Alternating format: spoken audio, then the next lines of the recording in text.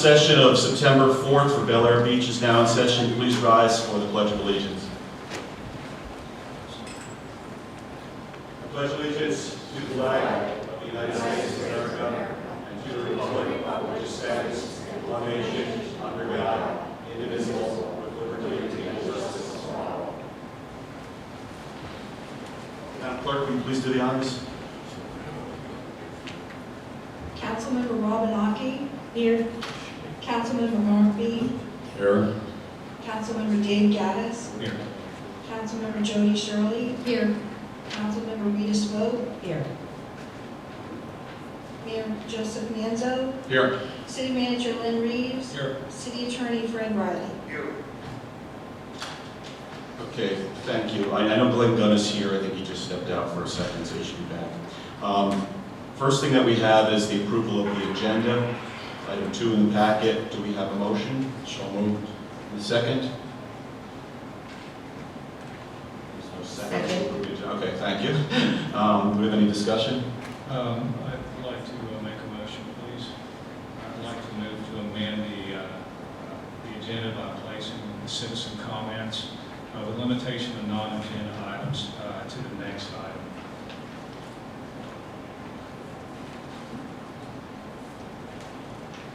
I'm not sure I'm following you. You want to move from 15 to 16? Is place the citizen comments as the next item or before item number 2 on the agenda. Is anybody seconding that? Second. Discussion?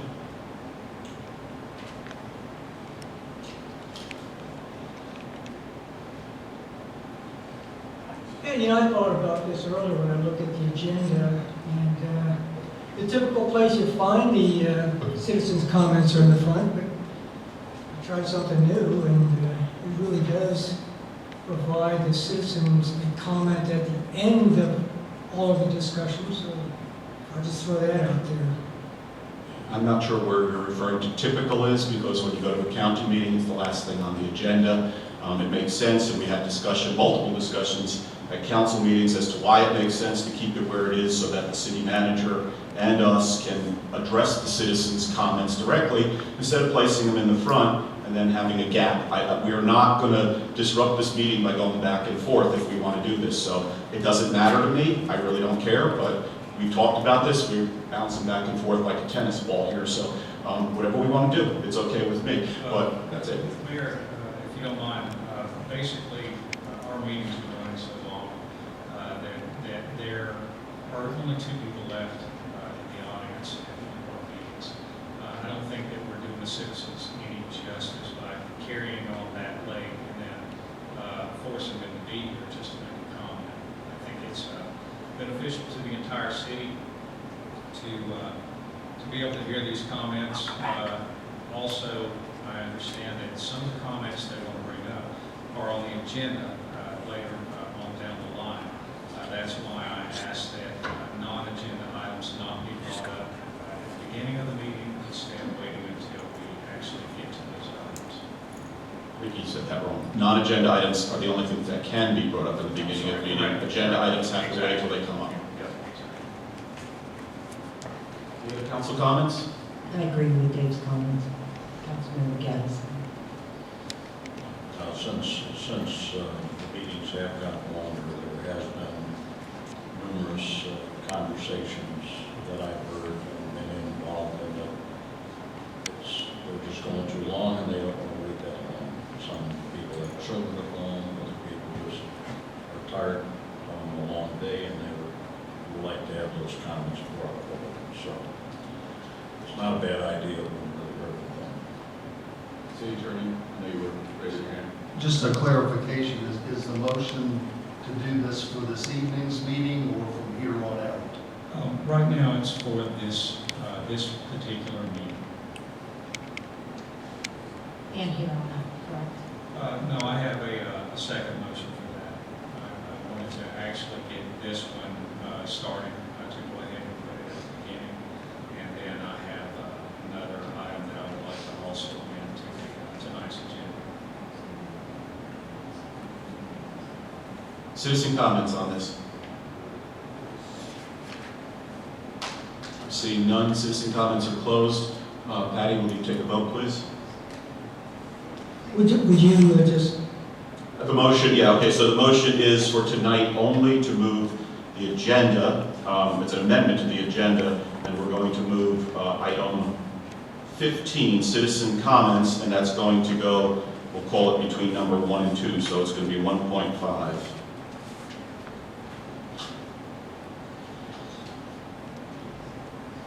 Yes. Councilmember Aki, Aye. Councilmember Dean, Aye. Councilmember Gaddis, Aye. Councilmember Shirley, Aye. Councilmember Swope, Aye. Vice Mayor Gunn, aye. Mayor Manzo. Nay. So it passes 6-1. We'll move that right now. We now go back to the approval of the agenda item, and we were in discussion on the approval of the agenda. I had a second motion. I'd like to move to amend the agenda by inserting before item 4, resolution 2019-09. I believe everyone here has a copy of it somewhere in front of them. To adopt council meeting rules relating to citizen comments, guest board, officer and staff reporting, and regular agenda items. Before I ask for a second, I'm going to turn to the city attorney. My understanding, having just completed the courses in Florida, big cities, such a motion and a resolution was not advertised, it was not given to the public, and we would be meeting on something that the public did not have a right to know was coming before this board. So I'm not sure, and I will defer to you, that this is a legal resolution at this point. I haven't even read it, it was just handed to me, so, we're certainly not going to vote on it until we take a look at it, but the public has not had a chance to see this, and we're slipping something in, and I don't think that that's proper, from my understanding, at least of the law. I'll defer to you. The better practice by far is it be on the agenda and be available and advertised so that citizens have an opportunity to be heard. So I would agree with that. I was asked to revise the document, and I did that. So for purposes of it being brought up this evening, if a council member asked it to be brought up, but I really do think the better practice would be to have it on the agenda for a regularly scheduled meeting. So you're not definitively saying it's illegal to do so, but we're highly recommending against it.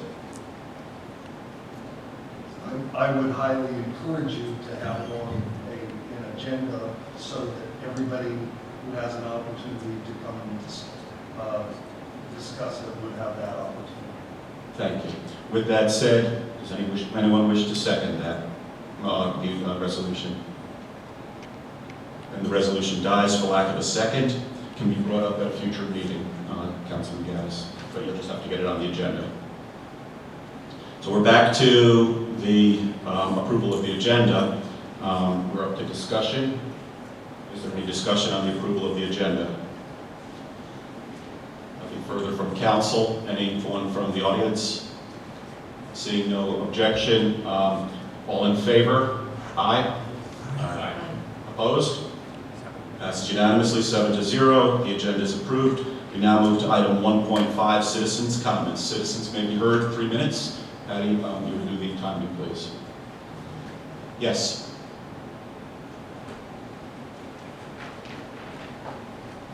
Hi, Parker Lucci, 104 9th Street.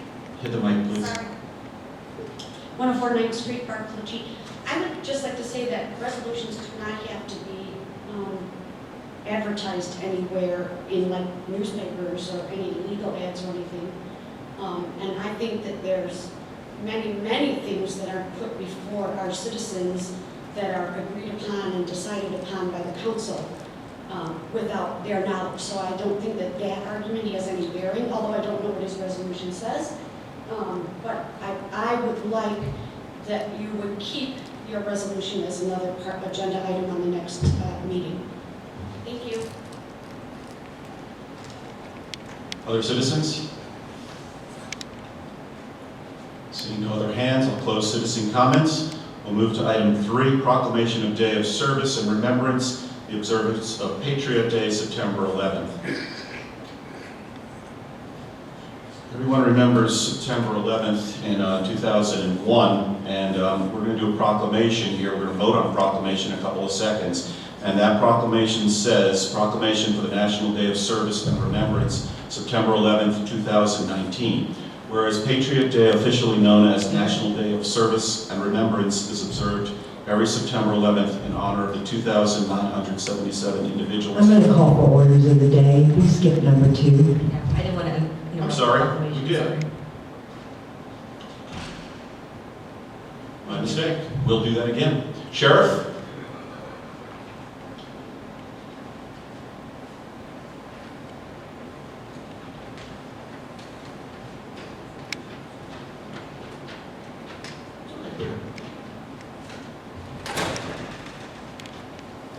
There you go.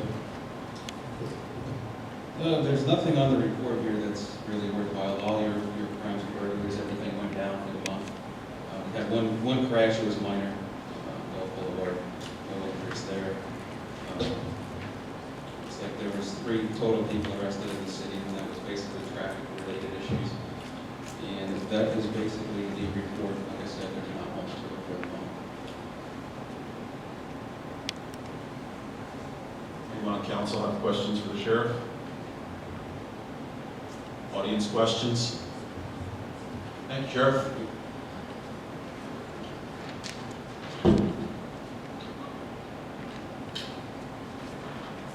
Okay, now we're going to do that proclamation for the National Day of Service and Remembrance. I'm going to read it first. I'm not going to read it twice. We're just going to read it once and then we'll vote on it. And then I'm going to make a presentation. We originally were hoping to have the Honor Guard here, but they weren't available tonight. But we do have Bob Hill, who will represent all the first responders, and John Hanzik, who's going to represent all the military people that we lost that day. And I'll tell you what we're going to do. We're going to present them a copy of this on behalf of those individuals. So the proclamation reads, National Day of Service and Remembrance, September 11th, 2019. Whereas Patriot Day, officially known as National Day of Service and Remembrance, is observed every September 11th in honor of the 2,977 individuals who lost their lives as a result of terrorist attacks on September 11th, 2001. And whereas President Donald J. Trump's proclamation establishing the National Day of Service and Remembrance invited all Americans to thank our nation's incredible service members and first responders who are on the front lines of our fight against terrorism. And whereas the President has called upon all Americans to observe Patriot Day each September 11th with a moment of silence beginning at 8:46 a.m. Eastern Daylight Time. And whereas the city of Bel Air Beach will never forget the bravery of first responders, the military, and the citizens shown on September 11th, 2001, and will always remember the innocent lives lost in those attacks. And whereas all citizens and city employees are requested to observe a moment of silence at 8:46 a.m. Eastern Daylight Time, time that the first plane, American Airlines Flight 11, struck the North Tower of the World Trade Center on September 11th, 2001, in remembrance of the innocent lives lost that day and in the attacks on America. And whereas the City Council will pay special tribute at this September 4th, 2019 regular City Council meeting. Now therefore, I, Joseph A. Manzo, Mayor of the City of Bel Air Beach, do hereby proclaim that the City of Bel Air Beach will observe the National Day of Service and Remembrance on September 11th, 2019, and display all U.S. flags at half-staff from sunrise to sundown in honor of the individuals who lost their lives on September 11th, 2019. And that'll be dated tonight. So do I have a motion on that proclamation? So moved. And so we have a second. Any discussion? All in favor? Aye. Opposed? Passes unanimously. Patty, I've already signed those. Mr. Hanzig and Mr. Hill come to the front here and make the presentations now.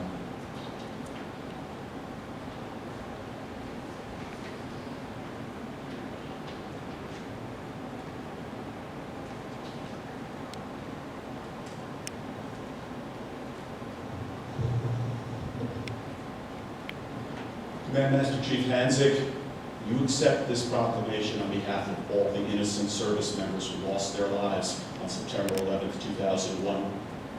Thank you, sir.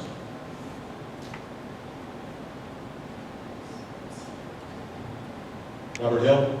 Robert's our fire inspector from Nellis Suncoast. will you accept this award, this proclamation on behalf of all first responders who lost their lives on September 11th, 2001? And if possible, please display it in your memorial that I know you personally built for the September 11th tragedy. I will. Thank you, Mr. Hill. Thank you.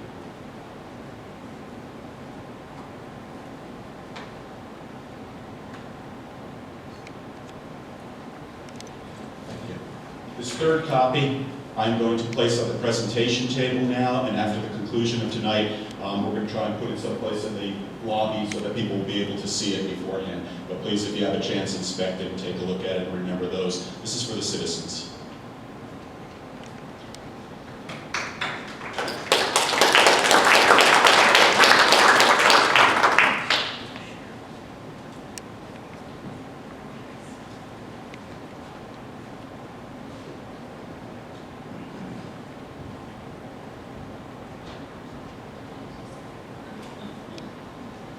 Thank you, folks.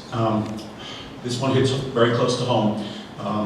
I worked at the World Trade Center. I worked at 4 World Trade Center for about 8 months, and my cousin was in charge of cleaning that thing up. He was the foreman in charge of body recovery and recovery of the whole place. He was the foreman there, the night crew, and if you talk to him for 5 minutes, you'll stop because it was unspeakable what he found. We lost 2 people from my church that day where I lived in New Jersey, so this is a tough one. So thank you very much for your remembrance.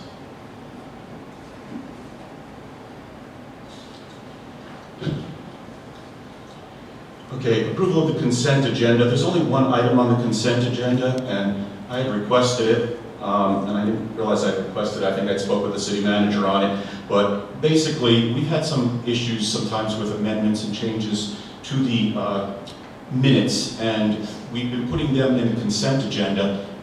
They really shouldn't be there because then we have to pull them out, and Glenn Gunn over here always makes a face when I do that. But we have to, I'm just suggesting that we move them in the future outside the consent agenda and approve them as a separate item. So this will be a permanent change.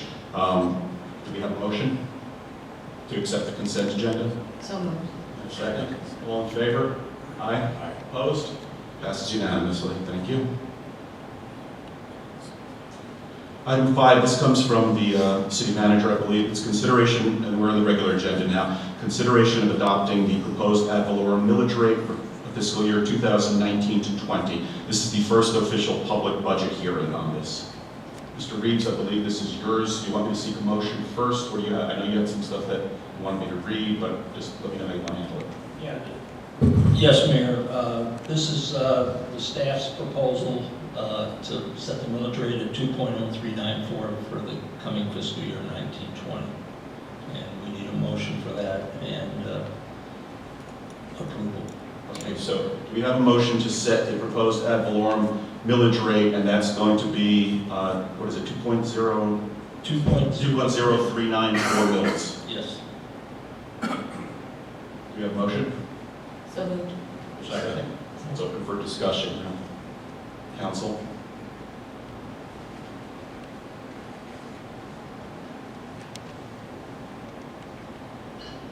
No council discussion? Citizen discussion. I see the hand in the back, yes.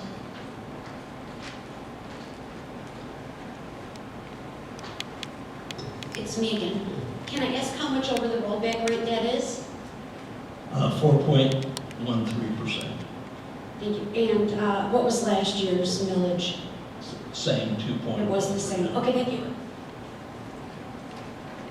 Just so everybody knows, the rollback rate is a concept of what we would have to reduce the millage rate to have the same intake of funds as we did the prior year. So in other words, that would be no tax increase. If you leave the millage rate the way it is now, taxes will go up because the rateables have went up, the value of everyone's houses have went up. So the increase is about 4%, 4.1% in the overall increase of the real estate. Some of that's capped if you're a homesteader, but the millage rate itself would stay the same.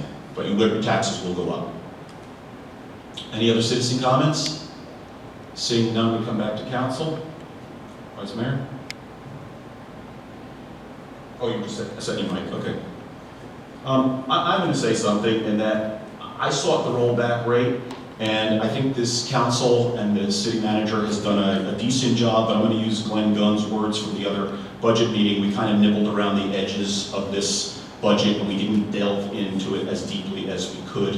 I think there's still money that can be cut on here, and I think better so, particularly after attending Florida League of Cities, there's money that can be gotten. Okay, towns the same size as us have been successful at getting grant money, and we're pretty much budgeting nothing. So I'm in favor of going back to that rollback rate, but what's on the table right now is to adopt the same millage rate that we had last year and let the increase in property values do the tax increase. But make no mistake about it, your taxes will go up for everyone that votes yes here. Understand that. Council, no other comments? City Clerk? Councilmember Aki? Aye. Councilmember Reen? Aye. Councilmember Gaddis? Aye. Councilmember Shirley? Nay. Councilmember Swope? Aye. Vice Mayor Gunn? Aye. Mayor Manzo? Nay. So it passes 5-2. Your new millage rate is going to be same millage rate as last year, 2.0394, and the ratables will do the work of raising the extra revenue. Okay, item 6. This is consideration of approving the City of Bel Air Beach budget, making for certain expenditures, expenses, capital improvements, and certain indebtedness for the year beginning October 2019 and ending September 30th, 2020. This, of course, comes from the city manager. Mr. Reeves, is there anything else that you need? I know, again, you said I had to read something, so I'm not sure what I'm reading, but Yes, Mayor, just to highlight for the public, the total proposed budget for fiscal year 1920 is $3,896,479, consisting of $2,704,652 in the general fund, $65,784 in the marina fund, and $1.126061 in the capital fund. Staff respectfully requests that the council approve the fiscal 1920 budget, including the capital plan. The Florida Department of Revenue requires specific language and procedures when approving the budget, and that's the next, on the second page, Mayor, that you need to. that's after recommendation, or? Yeah, you get a motion, a second, then you read this. Okay. All right, so do we have a motion to, I'm going to read this whole thing again, to approve the City of Bel Air Beach budget, making for certain expenditures, expenses, capital improvements, and certain indebtedness for the year beginning October 1st, 2019, and ending September 30th, 2020. I know the city manager said 1920, he meant 2020, so it's 2020 we're dealing with. Do we have a motion? Second? Second. Okay, now we're open for discussion. Let me read what I have to read here. What am I reading, Mr. Reeves? See the bulleted items? Yep. The mayor will ask for questions and comments from the public. Okay, so first we have to do comments from the Right. council. Okay, so comments from council first on the budget. I have some questions. Sure.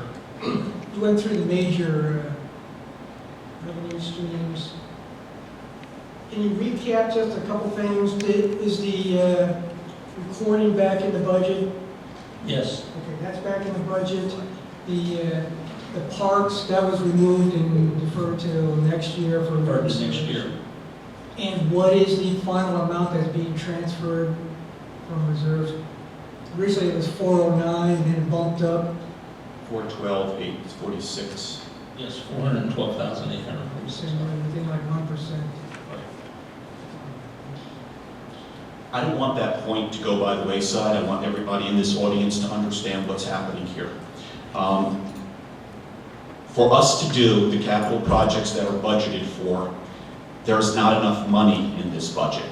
So what we're basically doing is doing what the previous administration had done and tapping the piggy bank. We're going to go into the reserve funds and we're going to spend $412,000 above and beyond what we're taking in this year. Now that's okay. Okay, my understanding is there was some money that was not spent in prior years, which probably explains the condition of the infrastructure that we have to repair. However, this fund will not last forever. This fund will last for about 2 to 3 more years at this rate. And when that fund goes, you will have to get the $412,000 from someplace else. There's 2 places. You can get it from grants, well, 3 places. You can get it from grants, you can get it from cost cutting, or you can raise taxes. Now, on a $2 million budget, the way I calculate this, you're talking about 25-35% tax increase to make up for that number if we continue with the same level of capital appropriations. We may not continue with it, it may come back down. But the bottom line is, this needs to be looked at. And later on today, we have something about a finance committee. It's part of what they may be doing if we pass it. So just understand, $412,846 is what we're borrowing from the piggy bank. And we're not repaying it, so we're going to spend that. We're spending it wisely, but it's being spent nonetheless. I have a comment. What is the $26,431 for mayor and council? That budget, excuse me, the budgeted items in there are travel to the 4 leading cities, education for the council, things like the Big C, Mayor's Council, things of that nature. That's what their budget is. So is all of those items required for us to do? I mean, because I don't spend a dime to be involved in this, so I don't understand why we have $26,431 in it. And one thing I did forget, the videotaping's in there also. Oh, that's in that portion of it. Right. Well, I think all council members have to have the opportunity to get education. And I know several went to EMO, which I think is very valuable, because in most cases, council members haven't worked in the government sector, and there's a different way of government operating than you operate in private business. So I think those things are good for the council to attend, and I think we've been prudent in that with the fact that in most cases, the EMO class, when it comes to Tampa, is when the council members go, so there isn't excessive travel expense. It's basically we're paying for their registration.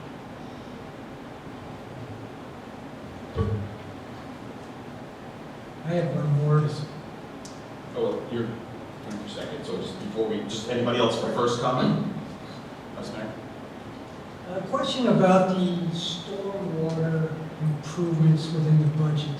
You know, when you and I went over this, we segregated out the individual stormwater projects by streets, and what I noticed is it looks like and it's actually related to the next one, right? The next agenda item, because we're talking about 3rd, 4th, 5th, and 6th streets. Yeah. When we went through the capital improvement plan, there's 313,000 listed under fiscal year 18-19, but then there's nothing under the 19-20. So I mean, is this money being executed? Maybe that's an error in that plan, because there is 400,000. Okay, and so that's the We next. adjusted it. So that's the next question. That was adjusted up to 400,000. Actually, it was reduced from 450 to 400. Yeah. I don't have that in front of me, so maybe when we were changing the numbers around.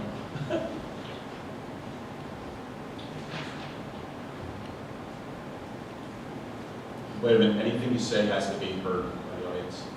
I was trying to point that. Okay.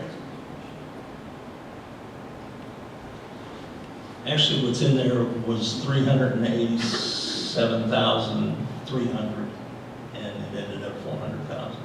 Did I read the spreadsheet wrong? Yeah, you're one column off. There is something there. Down, if you just below it in that same next column. Okay.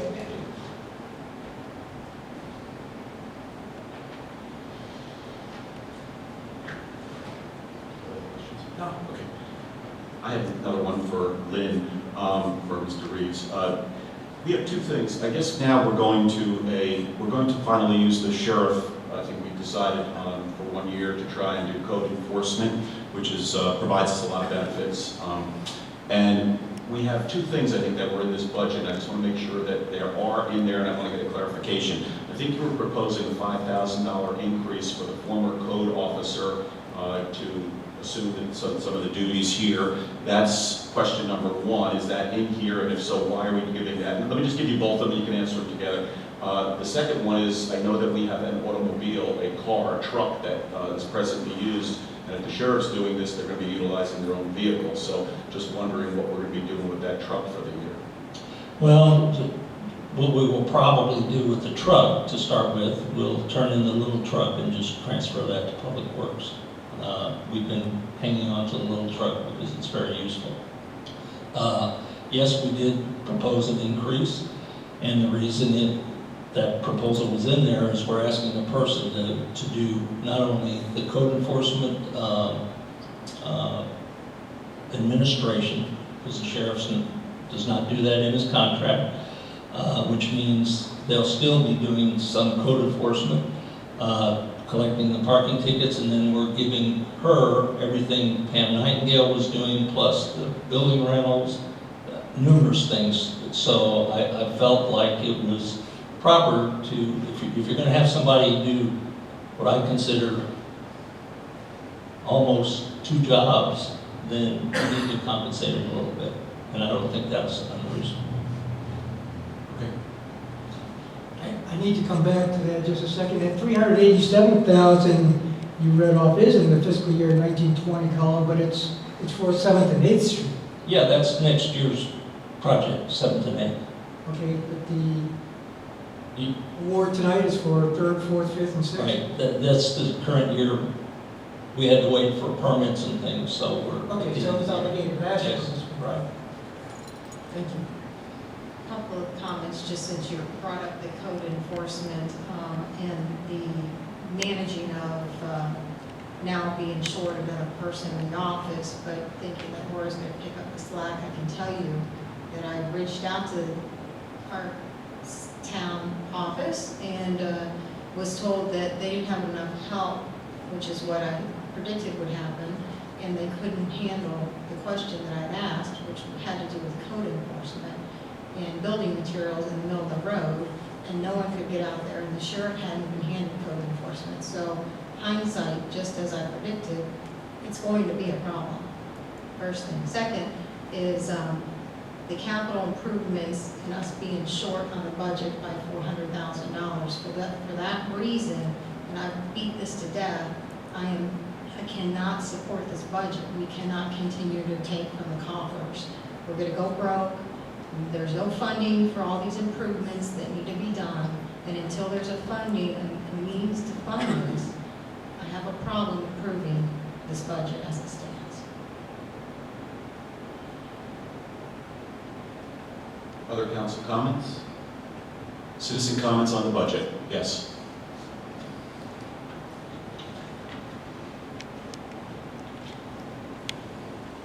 Wanda Schwer, 517 Belle Isle Avenue. I think my question might be more appropriate for the city attorney.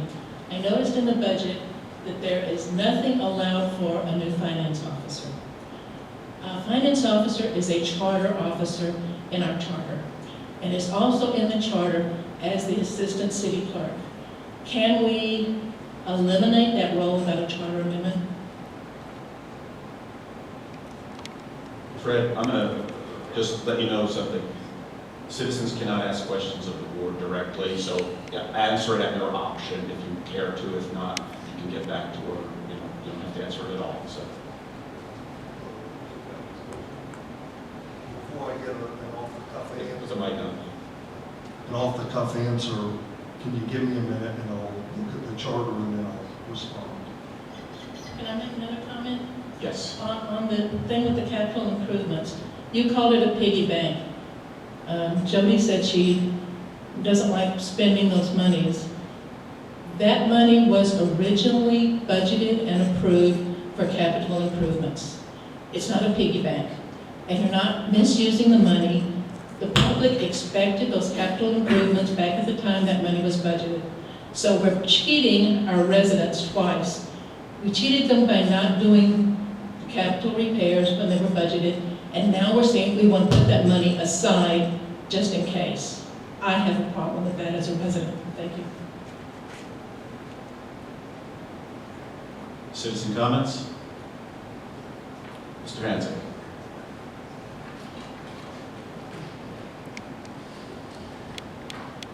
John Hansick, 103 22nd Street. I'm a little confused about the last resident's comment. This $412,846 is coming from the city's reserves, emergency funds, rainy day funds, and she's indicating that this is money that was budgeted in previous administrations, previous fiscal years. I'm getting a little confused here. I mean, every city is obligated to maintain a certain threshold of emergency funds for unforeseen circumstances, but as one council member alluded to, you know, you're balancing the budget off of emergency funds and you have no provisions at some point down the road to replenish this emergency fund. So somebody should enlighten all of us. Was this money funded in previous administrations and obligated? Or is it actually money that had been budgeted in previous administrations and put into the emergency fund, or reserve fund, if you will? Thank you. Any other citizen comments? Yes. Mr. Hansick, I will address your question. Wendy Gaddis, 309 22nd Street. I don't care, well, in front of people, so give me a break on this. I have looked at the budget. I think that Lynn and the team has done the best that they can do with the amount of money we have to spend. I'm not seeing many other places that you can cut as a council, because capital improvements need to get done. They're for the infrastructure and the safety of our citizens. The only other way to not tap into reserves is to come up with a special assessment, to come up with a fee, or to raise taxes. Since you've already said the millage rate cannot be any higher than last year's rate, you can't go up. So you basically do have to approve the budget as it is, and then look for other ways. We can't say we're not going to spend the money. We have to spend the money on these improvements. But then we will then, because we have not raised taxes, have to look for other ways in order to make up this difference, so we don't have to keep robbing the piggy bank. Thank you. Other citizen comments? Citizen comments are closed. I'm going to take the first one and answer Mr. Hansick's question and correct some misstatements that were made by Wanda Schreier. I didn't say emergency funds. This is not emergency funds that we're tapping into. I said we're tapping into the piggy bank. It's called our reserves. It's not an emergency fund. The city does have an obligation to keep a certain amount of emergency funds, and we will not spend that money. Guarantee you that. Okay? However, the piggy bank is, and my understanding of this, it represents money that was in prior budgets which was not spent. It was dedicated to capital improvements, and now it's going to be spent on capital improvements. I'm not even going to get into why it wasn't spent. Lord knows there was plenty of projects, but it wasn't done for whatever reason. But we're going to do it, and I do agree with Wendy Gaddis that some of these projects have to be done. But I'll disagree with Wendy Gaddis in the fact that the only way of doing this is not through tax increases. We can cut. Pam Gunn stood up at a council meeting and got laughed at one time, laughed at, and it was wrong. And she suggested that this building needs to be considered. We are spending $200,000 a year alone on debt service for this building, not to mention reserves that we have to place in the bank for roof repair, for carpet repair, for air conditioner repair, and everything else. We've got a 20,000 square foot building, and the community doesn't want to do community events. Guess what, folks? We don't necessarily need this. So we need to take a look at this, because we may be able to downsize just like everyone else in America had to do when they ran into budget issues. Or, you know, look, we can spend that money out, okay? Everybody up on this board comes up for election 2 to 3 years. We could spend all that money out, probably make it to the end of the finish line, and just leave the next administration with zero. I don't want to do that. We're going to tackle the difficult decisions, but somebody's got to figure out how to come up with that money. And it's either going to come from taxes or cost savings, or we're going to get grant money. And if we don't want to do any of that, then your taxes go up, or we cut the spending. I don't agree with cutting the spending. We've targeted a lot of projects that have to be done. But Can't spend what you don't have. It's that simple. But rest assured, nobody's spending the emergency reserves. This is money that we have. It is the piggy bank, okay? It's like your piggy bank at home. You're not going broke, okay? Somebody said that. We're not going broke. But if we spend down the piggy bank, then you just don't have it. That's it. It's that simple. May I add, we have an approved flood mitigation storm plan. That it's a master plan that was approved in 2016. That those repairs are total over $4 million. There's not $4 million in the budget. So I don't know how the comment being made that the money has been set aside. It has not been set aside. Those are false comments from citizens, and I just want to go on record as saying that. Thank you. Council? Vice Mayor? I think we're starting to get smart about reviewing the capital improvement plan projects and prioritizing against a strategic plan. We've got priorities. On our next step, we need to review those goals of a strategic plan and start stepping up the new objectives, because he's Xing off his list and we need to move forward. We need to get smart about that stuff and prioritize. We've given a lot of lip service to doing that, but I don't think we've really done it. We're getting smart. We've broken out some of the storm mitigation improvement projects. He's got a plan now. He's going to start looking at the street conditions and come up with a way to index those and figure out a priority for those. But the plan's there, and we just need to start working on that. So, I think Ms. Schwer is absolutely correct. The money that's in those reserve funds, and we are well above the regulatory requirements for reserves because it's based on a percentage of operating funds. We're well above that. We've talked about the hurricane fund. There's $1 million set aside just for hurricane mitigation and problems there. And there's a huge amount of money still exceeding the regulatory requirements for reserve funds.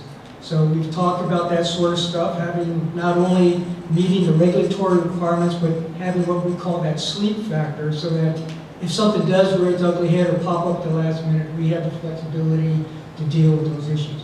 We're getting smart. We're starting to look at that stuff, but we just need to keep pushing it. So that's all I'll say to that. I have a comment. I would like to say that I think that this council has done a very good job, along with the staff at the city, of doing a great first-year attempt for this council. I think next year we'll do even better. It just takes a little bit of time to turn the ship, especially one this size, and I think we'll get there. And hopefully the citizens are behind us and they understand that we are working on it. And I wholeheartedly agree with this budget. Other council comments? Then I gotta see if I followed your little sheet over here. I lost the page. City Attorney. City Attorney?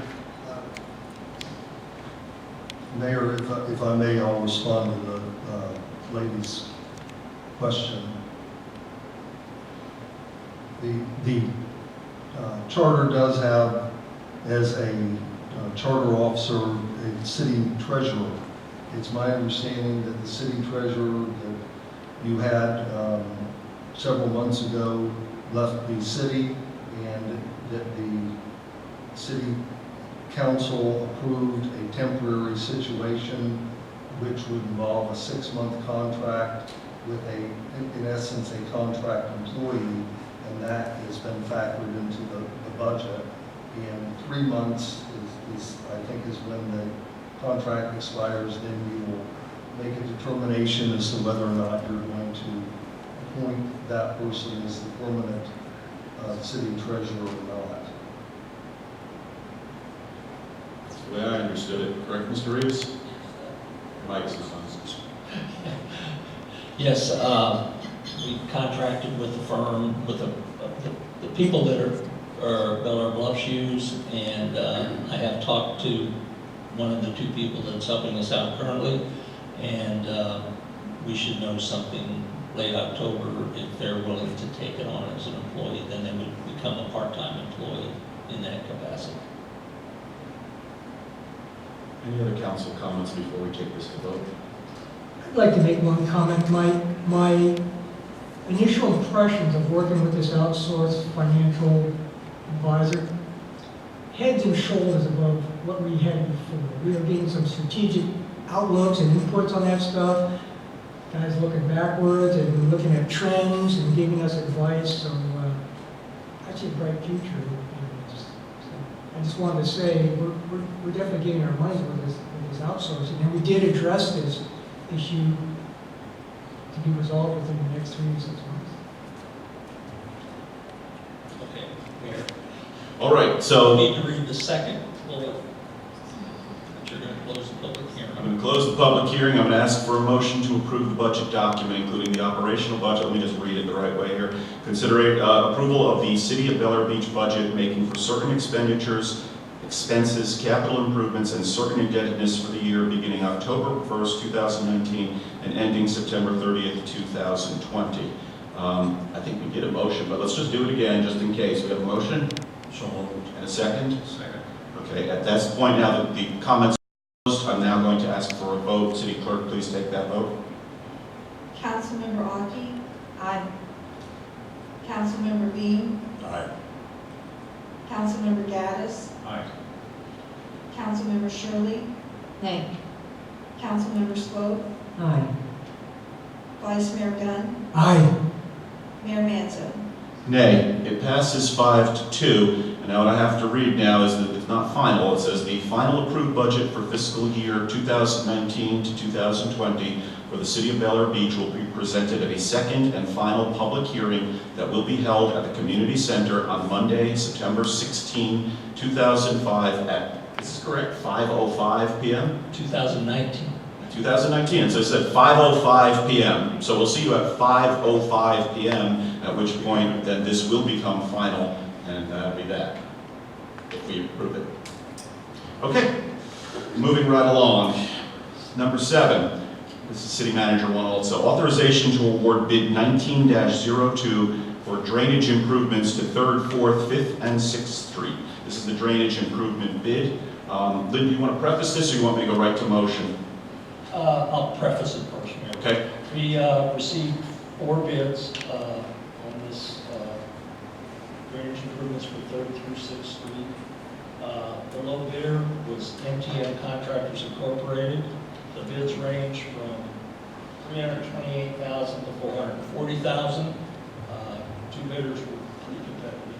So I'm asking for the City Council to approve drainage improvements through 3rd through 6th Street at Harbor Drive to MTM Contractors in the amount of $328,559.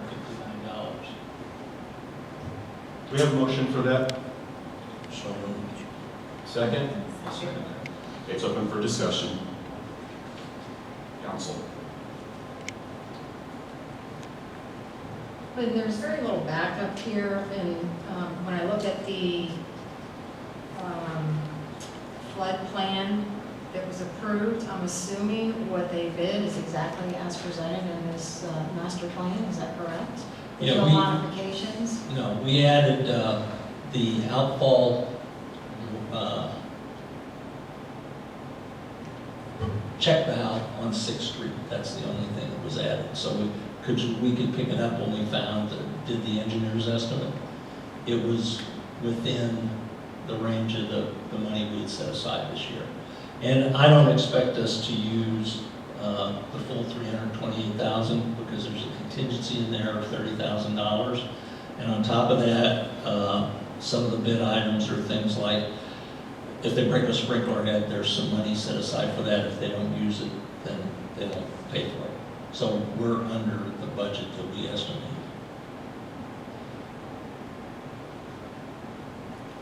Did Flutie give us a report or anything on these bids, or we just? Yeah, he did. He just sent an email to me, and I sent a copy of the bid tabulation, and the engineer's recommendation, which is in that packet, says, "I've reviewed the bids and submitted for the above reference bid and recommend the apparent low bidder MTM contractors for the project.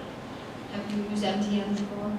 I haven't, but they came with good recommendations, and Larry also checked on them too.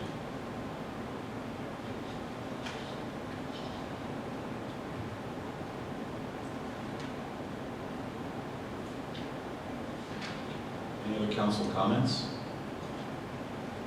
Citizens? Ms. Van Scoy.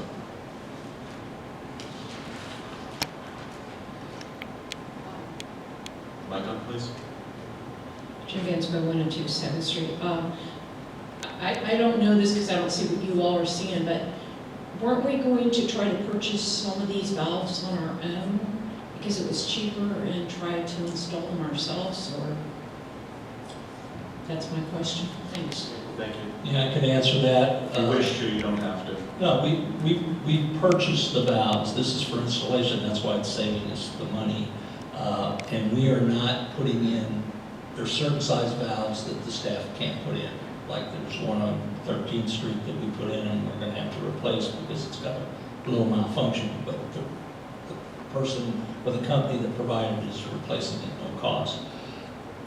You know, a small valve, if it's 8, 10, 12, 16 inches, we can do in-house, but we can't do a 24-inch valve, or, I mean, it's just too much for the staff to handle. So that's when we use a contract. Then I have another question. The plan does not. Jody, can you just hang, hold on for 1 second? I'm on citizens right now. There's no others that you're on. Sorry. Any other citizen comments, questions? Okay, Jody.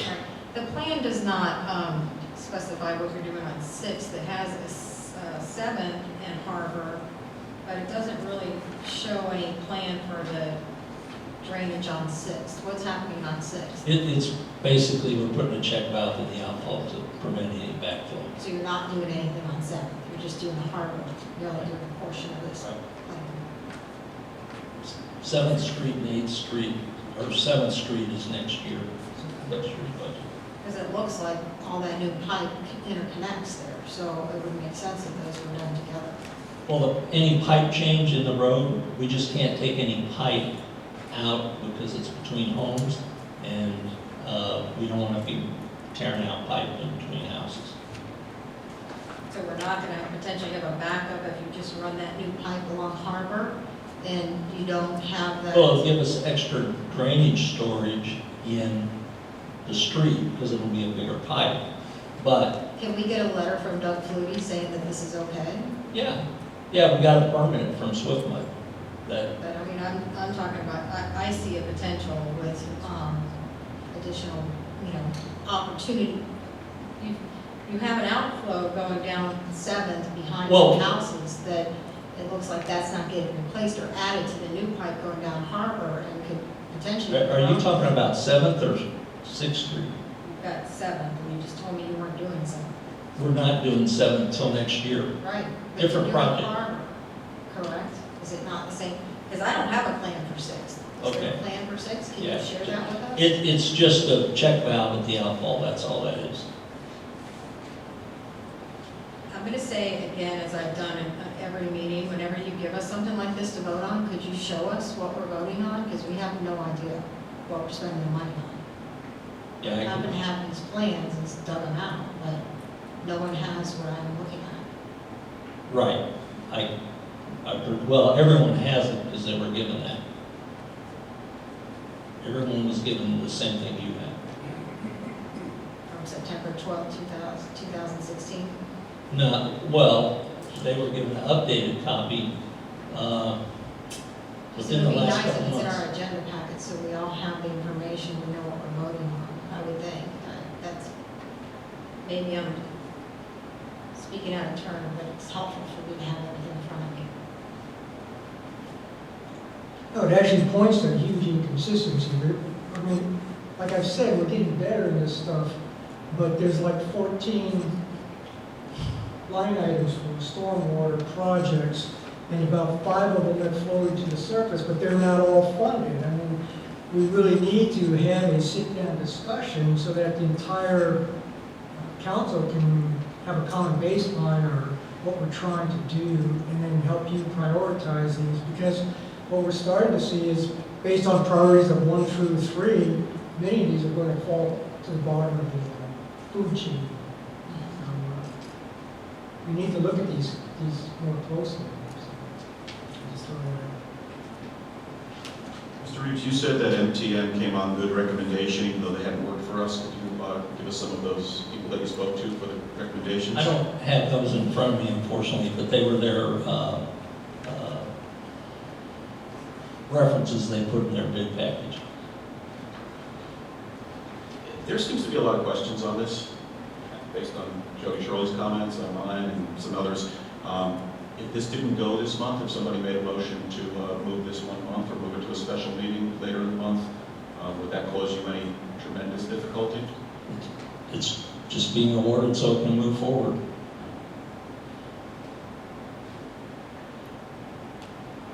Council, any other comments or motions? I mean, Yes, I have one. we've seen this print before, I looked at it. I discussed it with Lynn, and I understand it. But, you know, we talked about this at the workshops, maybe not in depth. It's not clear. So, I I also would have, like to see it move forward at this point. I don't think we should wait. And maybe the next run over next year's projects, we can maybe look at it more, but I got the information at home, but I didn't pull it out. Because I looked at it before. You know, Mayor, when I requested to advertise this, the council was given the documents. So it's not something that was new. You were given a copy of the plan. You were also given an updated copy of the stormwater plan, and sheets about this big. So I don't see this as something new that just fell out of the sky. This is a project that was recommended. I asked for your approval to advertise for it. I advertised for it. The bids came back, and now I'm asking for approval to award the bid. I'm going to chime in here. I do remember seeing those plans, and this council was asked to approve the bid process when we did. So I'm kind of not understanding why we're even questioning what we've already voted to approve. I have a comment as well, if I may. We need to move forward quickly on these projects because the people that live on these streets are affected every single time it rains or high tide or anything. We need to get these storm drainage issues fixed. We have already looked at all of this and we have talked about it at work sessions, so I say we need to go ahead and move forward. I don't believe my questions had anything to do with what we looked at. It has everything to do with, we're voting on awarding a bid that we have no information on the bid, except 4 names and 4 numbers, final bid prices. So, and it would have been nice to have a report from Mr. Flutie, if he's our hired expert, he should give us some feedback, other than, here's the lowest bid. Well, that tells me there was no research done, if we're just looking at lowest bid. No, he reviewed the bids, just as I did. The second lowest bidder was Caladisi. We used them previously. The other 2 bids were $100,000 more. And this is a process we have been using. I don't hand you each bid so you can go down and say, well, we're paying $12 for a piece of pipe. I don't think that's what I asked. All I said was some background, a little more information. We paid an expert to give us his opinion, and he didn't give us an opinion. He said this is the lowest bidder. You could have done that on your own, and you didn't need him to do that. So in the future, anything that I vote on, I want some background. You wanted to say what he reviewed. I want him to be an expert Okay. engineer with an opinion.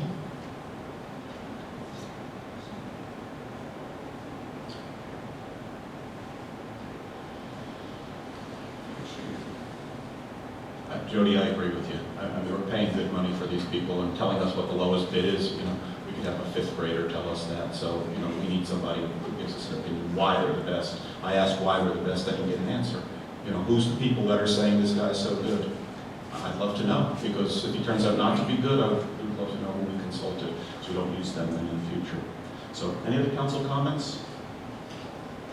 We're ready for, well, let's read this, okay, make it official. So this is the authorization to award bid B 19-02, drainage improvements for 3rd, 4th, 5th, and 6th Street, although the other one says Harbor Drive, so should that be on there also? Yeah, because it's those little strips in between. Okay, let's just do it right. Do we have an amendment for Harbor Drive? Motion to amend it and include Harbor Drive? I move to amend Harbor Drive. Second. All in favor of that amendment? Aye. Opposed? Nay. Okay, Harbor Drive's added to it. So, Ms. Gentry, as I just read it, including Harbor Drive. Now, drainage improvement bid. Councilmember Aki, Aye. Councilmember Dean, Aye. Councilmember Gaddis, Aye. Councilmember Shirley, Nay. Councilmember Swope, Aye. Vice Mayor Gunn, Nay. Mayor Danzo. Nay. Passes 4-3. So, City Manager, you're authorized to award that bid to the lowest bidder, which is MTM Contractors. You'll be doing that, I imagine, within a week. Yeah, we have to do a purchase order, and there's a contract that you and I need to sign, Mayor, and the city attorney, so I've got to prepare all that. Thank you. Okay, moving on to item number 8 now. This is the authorization to execute agreements. This is City Manager want to provide miscellaneous engineering services. This is for the miscellaneous engineering services. I'll preface it by saying, if you remember, when we bid out the city attorney, we also bid out the city engineers. Although their bids came in first, they wound up waiting a bit, but that's what this is all about. So, City Manager, do you have some preface to this, or do you want me to go right to the motion? Just to tell you, we chose 5 firms previously. We've sent contracts to them. The city attorney prepared an updated contract. We've sent it to them. And what I'm asking for is authorization for the mayor and I to execute those contracts as we get them signed from the companies. And each time we have a project or something, we will go to these individuals and ask them, just to clarify that, to give us an engineering cost to do whatever it is.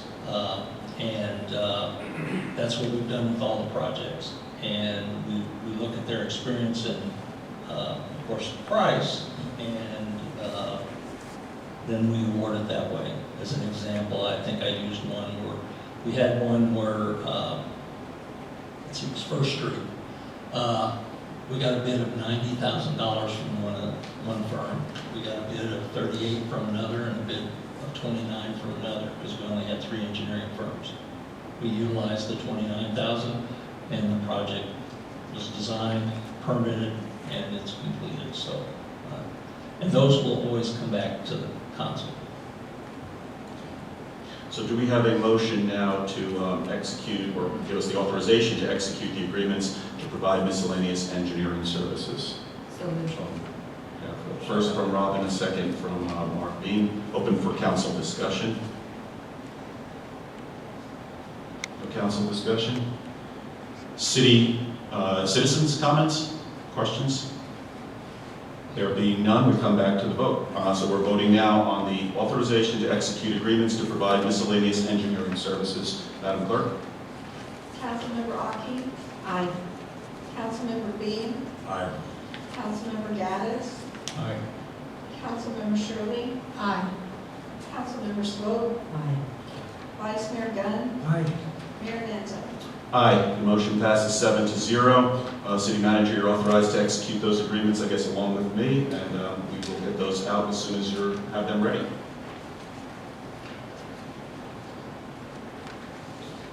Moving right along, item 8, citizen concerns of public parking enforcement requested by Councilmember Rita Swope. This pertains to City Code Section 58-32. Do we have a motion? There's no motion? Yes, so moved. I will second that. Okay, so now it's open for council discussion. Rita Swope has made the motion, she speaks first. Yeah, we've had a number of emails sent to all the council members, mayor, and to the city regarding opening up our streets to public parking. And we've also had a number of concerns expressed in many other ways from all of our citizens.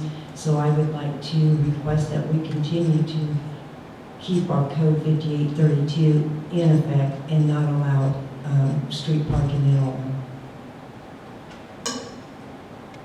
That's not what your motion is. Your motion is a citizen's concern. It's not about Okay? enforcing or restricting it. And again, we'll go back to the same thing. I'll defer to the city manager. We're putting a motion forward for action. This was a discussion. I think we have the same issue. If you don't mind, maybe I recommend that you basically reword your motion or amend your motion to have an action at the end. Motion to hear the citizens' comments on their opinion of it. Wait a minute, let's just stop. Mr. Gaddis, I appreciate your help. I run meetings, and you can't amend an agenda like that. That's not the way you do it. We've approved this agenda, and the agenda says citizens' concerns, so we'll listen to citizens' concerns. If you want an action item, it's the same issue you had with your resolution. I'll defer again to the city attorney. I'll do whatever you want me to do, but I don't see an action item over here. I see a citizens' concerns comment, not about enforcement. It's not an action item to enforce or to take any action. And that's not the way it was advertised. As I understand the agenda item, this is just for discussion purposes. So that's what you should limit it to. Thank you. I will do that. Discussion only then. So you can read, if you want to read citizens' comments, but, we typically, we don't really, we're supposed to have a 10-minute time limit here. I know there were multiple citizen comments. Maybe you can paraphrase it because I don't want to have 3 hours of citizen comments, so keep it in summary maybe. Well, the citizens were concerned about us opening up their streets to public parking in front of their homes possibly being littered with trash, any kind of accident happening on their property, which would maybe and possibly incur them expenses by being sued for that accident or that injury.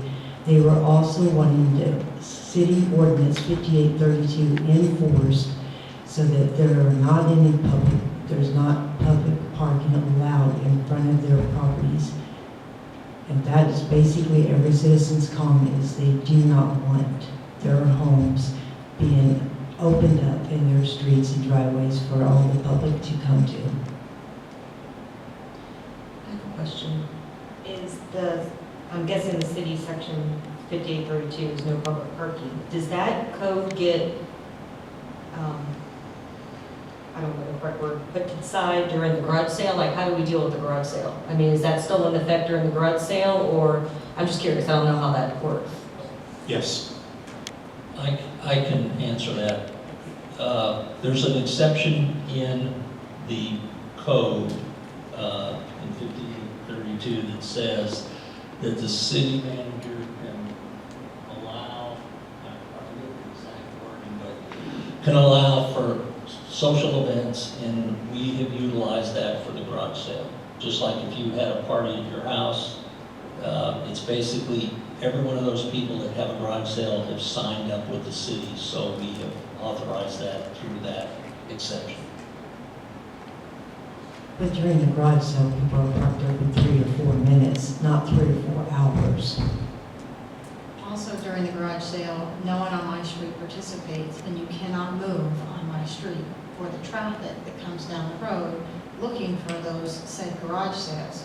So, if we're gonna start applying this across the board, I'd like my street closed to public access on the garage sale day when no one on my street participates. We have an issue with, at the holiday season. There probably are 10 homes on my block, and they all have various holiday festivities, including myself. And there's not enough room in the driveways. You have to park in the street. I call, and the neighbors call, and we get permission. And that's what you do. This goes on, whether it's Easter holiday, it goes on Christmas, Thanksgiving, New Year's. What are we gonna do, stop all festivities in the city? I don't think we should do that. We're just going beyond. I'm sorry. No, no, you're fine. Yes, go ahead. Basically, I'd like everyone here to know that I am not object to having any kind of festival or event here. Yeah, we have to pull the mic closer, these things only work. Sorry about that. I have no problem at all with having any sort of a festivity or event on premise here. Where I do have concerns, of course, and I mentioned it in one of the planning meetings, is the parking issue. I think possibly maybe we should look into alternatives. We have several public beach accesses that have dozens of parking places in them, and as an alternative, maybe we could offer a shuttle service to and from. I don't really know what the answer is, but I've got a stack of letters, I've received phone calls, emails, and people have approached me as I'm just going about my business, and it is of concern. It's not so much a concern on the north end because none of the streets were allocated. However, there have been a few people on the north side that have said this is wrong and what do we do?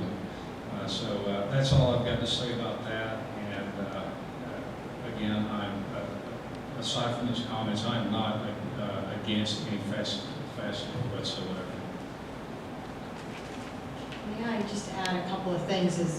I received those emails, and because the way my email is set up, it's not easy to reply to them.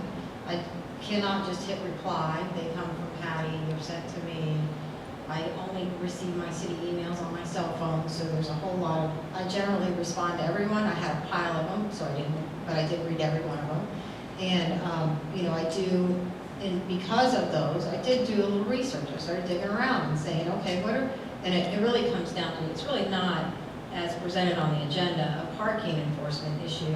It's a issue with the festival that's planned and how are we going to accommodate visitors to that festival. So I talked to the Parks Board and, said, are we using any of the parking lot? And yes, the plan is to use part of the City Hall parking lot for parking. They're looking at worst case scenario for parking down side roads, which, I've been to several city events. Generally, citizens walk to them, ride their bikes. There's not a lot of city residents that drive here. And I don't really expect to have this huge turnout. It is a city event. it is not an Ellis County event. Oh, excuse me, don't interrupt her, and don't interrupt from the audience. Sorry. It is not a Pinellas County event, it's a city event. And it's on a Saturday afternoon when, at 3 o'clock in the afternoon, if someone's coming to this event, they're coming because they live nearby, they live in the city. They're not traveling from somewhere in the middle of the day to come to a city event. This has really gotten blown out of proportion, and I feel like there is a group of citizens who just don't want events, although they said they did in their comments to us in the past. But now that we've taken action, there's another group that has decided that this isn't something they want in their city. I know it's hard because we're trying to please everyone. We're trying to do what's best for citizens, and I think that to get through the first event, it would be nice just to give it a try and see how it turns out. See if it's something that works for the city. If it doesn't work, then fine, we'll trash the idea. But at this point, I think we're pretty far down the road. Everyone voted to get this thing going. I think that it's a good way to bring the community together, and let's keep it on that page instead of having such a negative outlook on it. That's my view on this whole parking situation and the events. I'd like to make a few comments. You knew I would. With rare exception, I agree with pretty much everything Jody said regarding her observations. These comments, although we were barraged by them on the council, come from one group of people in one specific street, pretty much, okay? Yet, I was mayor during the garage sale, or the citywide yard sale. That was not our yard sale, by the way. That was Leslie DeTero's council, and they approved it. And I went out, and I thought it would be a really cool thing to go out and see how the yard sale was going, and to surprise people and drop in and say, hey, I'm the mayor, how's it going? How's your garage sale going? I couldn't move on the streets. I could not move. If the city manager approved that, then it should never be approved again, because there was parking on both sides of the street. I drive a Volvo, I could barely get my car through. We were talking here about speed tables adding a couple of seconds to an emergency responder. There's no way in the world you would have brought a fire truck down those streets. And no, they're not there for a couple of seconds, they're there for a half an hour because they go to all the houses. And they do, and I agree with everything Jody said, they search up and down the streets, they come beforehand. And by the way, the people that said we're not trying to attract tourists, I participated in 4 of those sales, and guess who comes in? Tourists. And guess what? They're not all honest tourists. We stopped participating because we had over $100 of theft on the last sale. That's the people we were attracting with our citywide yard sale. So we're clogging up the streets. It was clogged up onto Gulf Boulevard in some situations. People were parking in vacant lots, which I know they didn't have permission to park on. There was parking on both sides of the street. Now, the city manager worked with the Parks and Recreation Board, along with Kyle Riefler, who's the city liaison, to come up with this plan. So if anyone thought they were attacking the mayor, you're attacking the city manager and the Parks Board's plan. They're the ones who came up with this. And it was acceptable in a much more broader scope, all 40 streets participating on the garage sale, and it was acceptable on both sides of the street.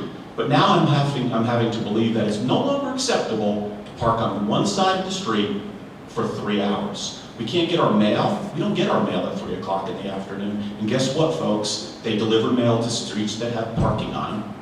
They do. Okay, as for the tourists, we had a lot of stuff about we don't want tourists in our city. This is about us, this is about tourists. First off, this sale was never advertised to anyone.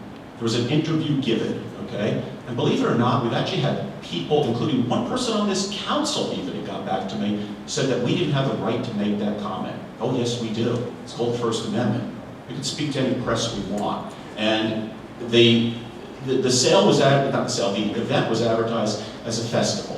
Come and see Bel Air Beach, the nice people here, the nice houses here, get to know this community a little bit. We haven't done this thing, I think, in over a decade. That's what this was all about. And also, remember the first thing I said, put the community back in the community center. That's what it was all about, and yet we see this almost hateful language that comes out of it, okay? And it's, look, I said it last time, I'll say it again. If the prior administration had done this, don't think you would have seen this, okay? So, the people who are criticizing that we're going after tourists, if you've been to City Hall's parking lot, if you've been to Morgan Street, and I know we have council members who complain they can't get a parking place there, and or if you've been to the marina, we put in, well, not we, the prior council put in meters. Meters to attract cars to come for the weekend and come and use our beaches. Folks, if you don't want tourists, don't put in parking meters. Do like you do on 3rd Street, on 6th Street, on 13th Street and 18th Street, and simply say permit parking only, resident only. On one hand, you want to attract the tourists, but when it's the city festival, nah, we don't want to do that, okay? There's no regulations right now, what the city manager just said. It's up to his discretion, and the problem with the discretion is, I'm sorry. I'm sorry, I know it's not time for citizens. No, it's not. You're stating something that's not accurate, and I'd like to be recalled when it's time. I will do that, thank you. So, there's no regulations right now. You can have a party, as many people as you want at your house, park your big F-250s on both sides of the street and make it impassable, that's okay. And as long as we're at it, okay, I'm getting a little sick and tired of the people from Bel Air Shore parking their landscape vehicles in our city and landscaping the streets, landscaping the houses across the street. These are $5 million houses. They've got driveways bigger than my house. park on their place, routinely, not enforced, routinely. And worse than that, and I wish we could bring the sheriff back, tell me why people are permitted to park in the turning lanes on Gulf Boulevard and Landscape? Why is that? Because I know if I put my car there, I'll get a ticket for impeding the flow of traffic and probably about 16 other violations. You can't park in a turning lane. It creates a blind spot.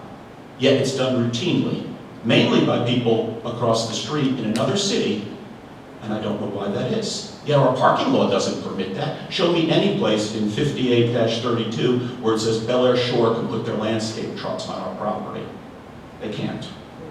Okay? Next. Excuse me. Excuse you, off topic. That's nothing to do with it. Are you done? No.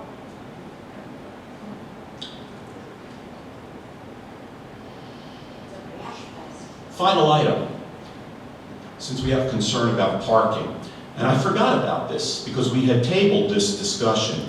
Our prior city attorney, which I know a lot of people in this council chambers tonight really liked, made a recommendation on the way out that because I had raised the issue that our city, that 58-32 is unconstitutional and that it does not permit religious or political individuals to park on the street and go door to door, thereby being a First Amendment violation, did an extremely long presentation for me in request of whether it's unconstitutional or not. She wouldn't tell me if it was unconstitutional. This would be Jackie Spoto Bircher.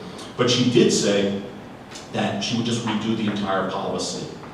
I'll tell you why you never heard this, but you're going to hear it now because you wanted to hear it, okay? Her proposal was 2 hours of parking on the street at any time. That was her proposal. And we never brought that up to council because we got busy with budget and everything else. But you know what, Patty? Next time, put an agenda item to consider Ms. Spoto Bircher's proposal to this council to have 2 hours of parking on the city streets. And before anybody dares misquote me, this was Jackie Spoto Bircher, attorney for Paul Marino, who did this. Excuse me, folks, we're not going to interrupt, okay? I don't know what you're trying to do here, Sheriff. You're threatening us. Not threatening anyone. Yes, you are. You're saying if we present this, you're going to threaten our parking. You are. Okay, I'll say it again because apparently not everybody got it. This was Jackie's proposal to this council, and we've not heard it. So I would like it to be brought up at the next thing. If no one wants to act on it here, they can table it. This was her proposal. It's not mine. If we want to look at this resolution, 58-32, then we need to look at its constitutionality. I have concerns about it. That's my comments. City Council. I spent to follow. I agree with Jody. I think the idea of the festival is a great one. It's to bring everybody together as a community, help us get to know our neighbors on the north side, the south side, every side. I know that there are people that are concerned with parking, and that's totally legitimate concerns. But I honestly feel like Jody says, I don't think this is going to be as big of a turnout and as big of a catastrophe as people think. I'm more of the, in this situation, glass half full. Let's hope for the best. A great party, meet new friends, meet new neighbors. If it doesn't work out, well, then like Jody said, we won't do it again next year, or we'll try something completely different. I just think that we should keep an open mind. And I think there is a certain group of citizens, and I think it's a kind of referencing what the mayor said last meeting, in reference to another issue. I think it's a personality conflict between a group and a couple of individuals, and it's kind of almost like it's getting personal. And I must say that I went to the last Park and Rec Board, and one of my neighbors and good friends who was on the Park and Rec Board resigned because of the way she was treated and of all the malignancy from the citizens, some staff members to her, and it really upset her. And I did not volunteer to become a city council member, and I'm sure my fellow city council members also did not volunteer to be criticize, ridicule, put words in our mouths, or people thinking we have some kind of malicious attempt or that we have an alternative motive. I do not. I'm doing this, I'm taking quality time away from my family to be here to make this city better. So for people to treat other citizens, other people who are volunteering to try to make the city a better place and putting them down and making them feel awful about themselves and making them quit their volunteer position in tears, I think is reprehensible. And I think that we were all adults. And I honestly, my children act better towards each other. And they're 7 and 5. So I think that we need to start being kinder to everybody on the council, in the audience, and our neighbors, and everybody just, sorry to be cliche, but can't we all just get along and have fun at a party? I mean, is that hard? Can we give it a chance? If it doesn't work out, well then you know what? We don't do it again. It's that simple. Give it a try. Keep an open mind. That's all I'm saying. Thank you, Rob. City Council, open up to the floor. Citizens, Leslie Terrell, right, we'll go right in order.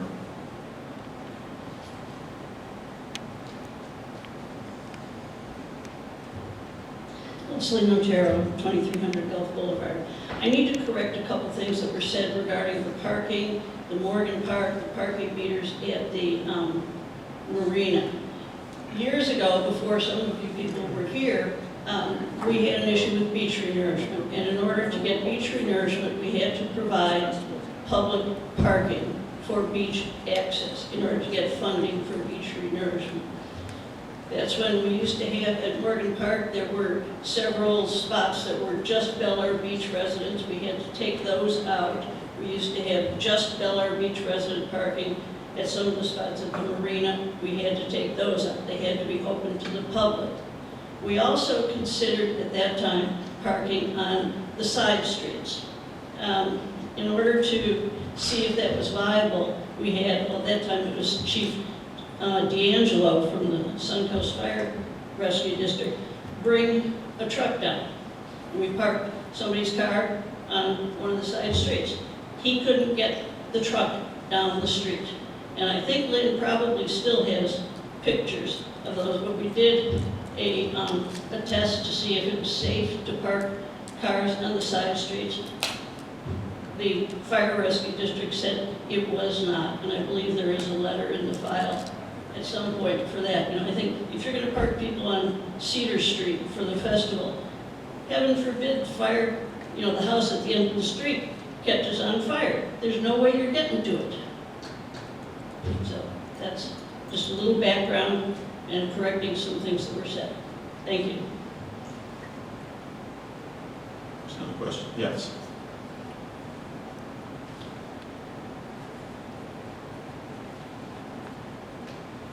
Thank you, Mr. Mayor, council members.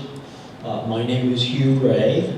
I live in the heart of Bel Air Beach on 9th Street at 118. I've been a resident with my wife since 1989, so I've been here for 30 years. And I've noticed that 9th Street and our beautiful Bayside Park really do attract a lot of visitors. And I think the park is a very positive thing. I think having visitors is a positive thing also. But I am concerned because over the years we've had garage sales, parties, different events. And in most cases, the residents have obtained permits in advance and limited the number of people parking, and usually it's parking on one side. But I do hate to think of what the consequences might be if we open our streets, especially 9th Street, which is so popular with so many people, and open that up to the general public as well as our citizens. They're not going to realize what's at stake. They haven't dealt with proper parking over the years in Bel Air Beach, and people are going to park on perhaps both sides of the street. They may clog driveways. They may park in the vacant lots. But as Leslie pointed out, we've seen situations where even just a small party resulted in it being impossible for a fire truck to come down the street.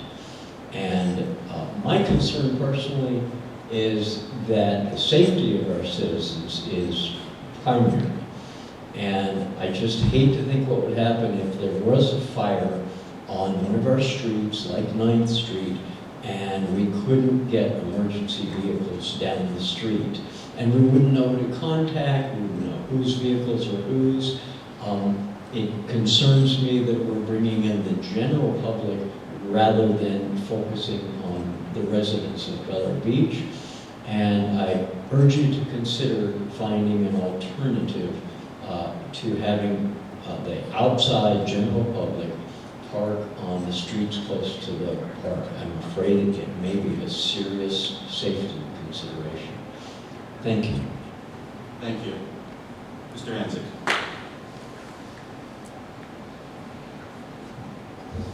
John Hansick, 103 22nd Street. This parking issue on the street. Previous city I lived in for 15 years.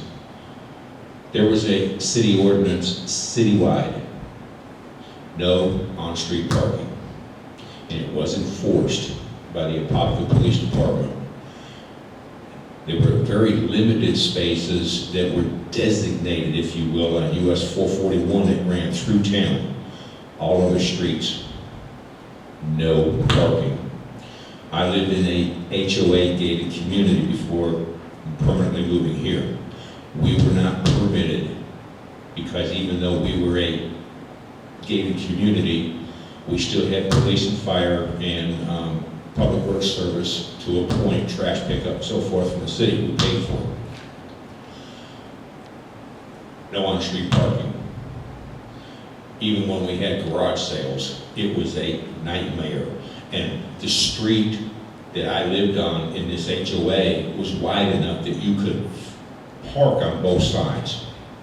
You could get a vehicle down the middle. You could not get a fire truck down the middle of the street. And I knew some of the Apopka firefighters, even the ambulances, would not go down the street. They'd push it out of the way. But what damage are you going to do to the equipment? So the city has an obligation and a responsibility to the general welfare of the public and the constituents. These streets here are narrower than what I lived on over in Apopka. Case in point, personal observation. What was it, 2 weeks ago, 2 days in a row, Bel Air out on the States. We had the fire department there. We had a gas company, a power company, you name it. The second day, they brought a ladder from Clearwater Station 45. It was parked, headed towards Bel Air out on the States in front of my house. And people were still trying to get down to Dabland Street to go to Bel Air out on the States. I called the sheriff. I said, you need to barricade the street to protect the first responders. Well, eventually that ladder truck, hook and ladder, was released to go back to the station. With everything else in front of it, they couldn't make a turn onto Bayshore. They had to back it out to Gulf Boulevard. Common sense is more important than knowing, and I think I'm hearing the same thing from the residents. They don't want on-street parking as a whole. For isolated instances, maybe so. But these streets are narrower than what I used to live on. Even if you had lawn service pick up in a trailer on the side of the street, fire truck ain't gonna get through. Those are my comments. Thank you. Thank you. Yes.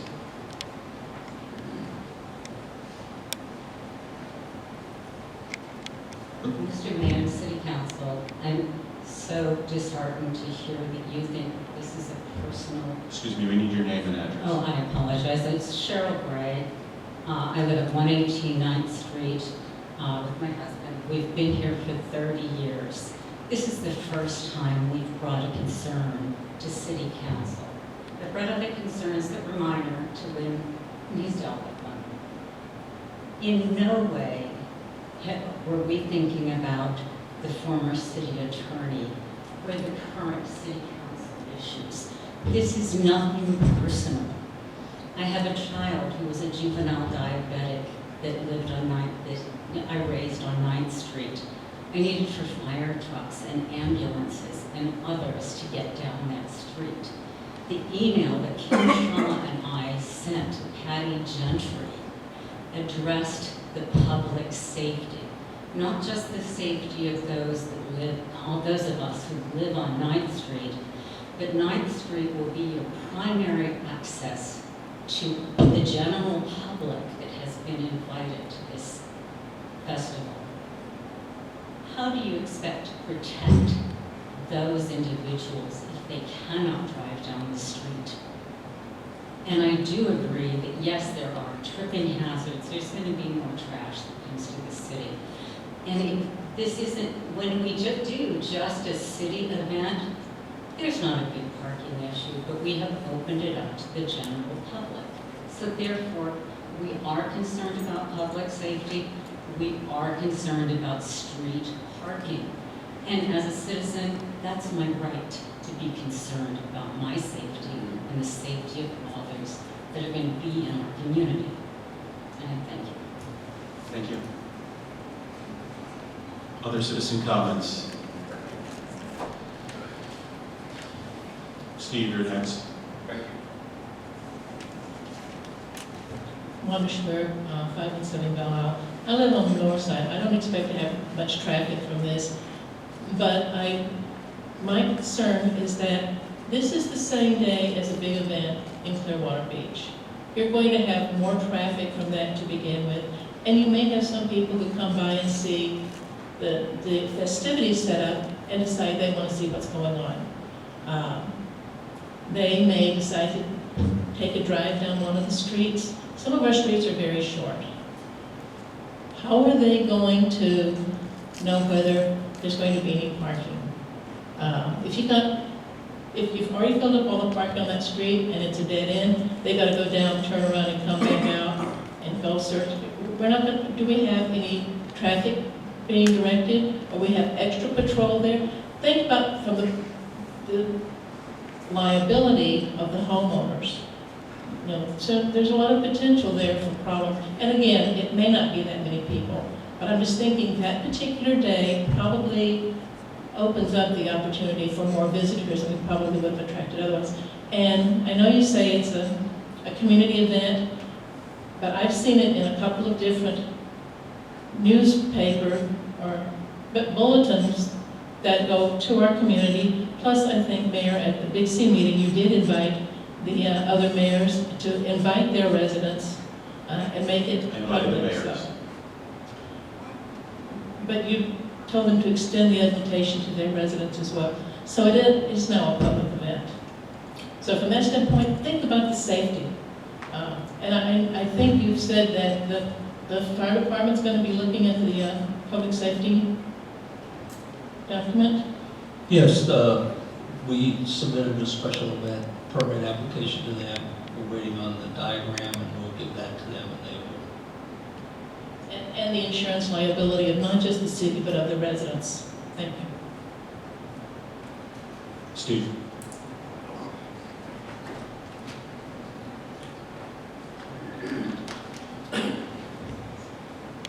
My name is Steve Swope. I live at 121 8th Street. One of the streets that's going to be impacted by the parking. I agree with a lot of the comments, even the mayor and council member Shirley. I've never participated in the garage selling, but it's very frustrating when it's going on. It's hard sometimes to even pull out of your own driveway to go to wherever you need to go. I think for a resident to apply for a specific permit for 2 hours for their child's birthday party or an event, you know, to park on one side of the street, I think that should be allowable to an extent. But as far as general public parking, i.e. garage selling, a public event, is totally unnecessary. And I think this council needs to take steps to make sure that we enforce that together. Also, I know what it takes to throw a community event. I've been doing it for 6 years, multiple times a year.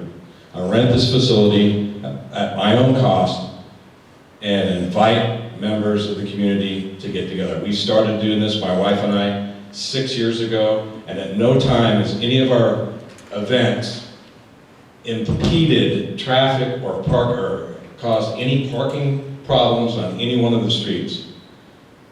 For the most part, I agree, residents will walk, but our concern, I think, as a community, is not personal. For anybody to label me as something against a community event is just not thinking right. Because I've been doing it at my own expense for 6 years now. And it's about the parking and the safety and the liabilities on the residents that own this property. I remember when the Duke Energy trucks were replacing the light poles. One pulled up in my yard, smashed all my sod, and I'm pretty anal about my lawn. What happens if somebody trips over a sprinkler head, sprains their ankle, breaks their ankle on a resident's property? That resident's going to be held liable for it, not the city. So I urge you guys to move to a vote to whether or not to allow public parking for citizen-sponsored events, whether it's a garage sale, whether it's a community party, whatever. I urge you to vote and save our streets. And you know, we were talking about infrastructure, and you guys have spent hours talking about traffic easing or whatever you want to call it. Now we're going to allow public parking on our streets, and specifically one area. I'd be curious how some of the members would feel if we designated 22nd, Louisa, Donato, Harrison, as is already spoken, which is a very, very tight street, for public parking, and bust them in. I mean, it's just not right. Thank you. Thank you. Citizens? Back to council. Can I just say a couple things?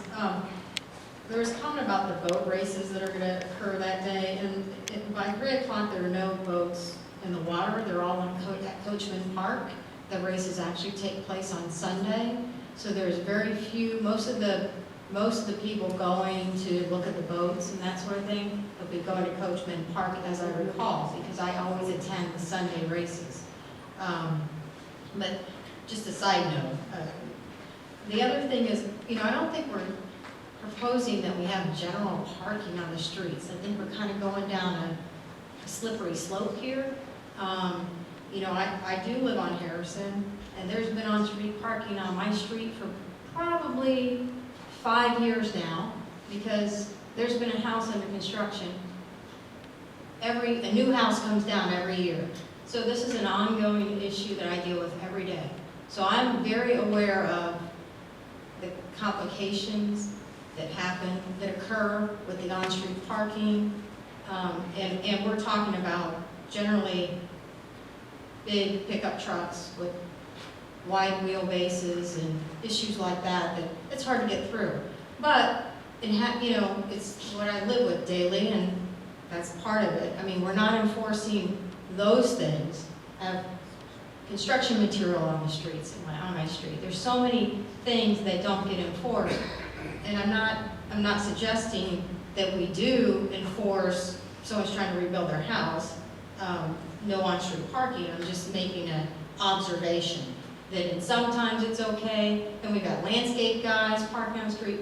When are we drawing the line? We're going to say, oh, your landscape guy can't show up and park in front of your house with his truck, and it is just a couple of hours. It's not a big deal, would be your reply. But when we're talking about an event, again, it's just a couple of hours. We're talking about an event that's going to last 3 hours at the most, and there may or may not be on-street parking. We don't know. There may be overflow parking, there may not be overflow parking. We're talking about one day to try it out and see how it works. I'm in total support of moving forward with our event as planned. As I said before, I just think that this is getting blown out of proportion. If it turns out that you all are right, I'll be the first one to say that you're right, that the event was a fail, we shouldn't have allowed it. But, I think it's back to 3 hours, one day, let's give it a try and be supportive. And I'm going to add, I'm going to echo what Jody said. I go to boat races too. I photograph them every year. They're Sunday. They're not Saturday. There's nothing in the water on Saturday. And the events on Saturday start, I believe, at 6 o'clock although Coachman Park pits are open during the day. The concert and everything else starts later in the day at the time that our event will be concluding. That's number one. You know, in law, there's a concept sometimes where you have to assume everything that your adversary is saying is correct, and that's the way the court looks at it, to see if there's any validity to your legal argument. So if for a second I assume that everything that I heard was correct from the citizens, all this concern, I got two observations. Number one, where were you during the last 5 garage sales? Parking was on both sides of the street. It was engineered by the city manager without, I repeat, without a fire permit. We heard from Leslie Natero, and this is an item that will go down in history. I'm going to agree with Leslie Natero.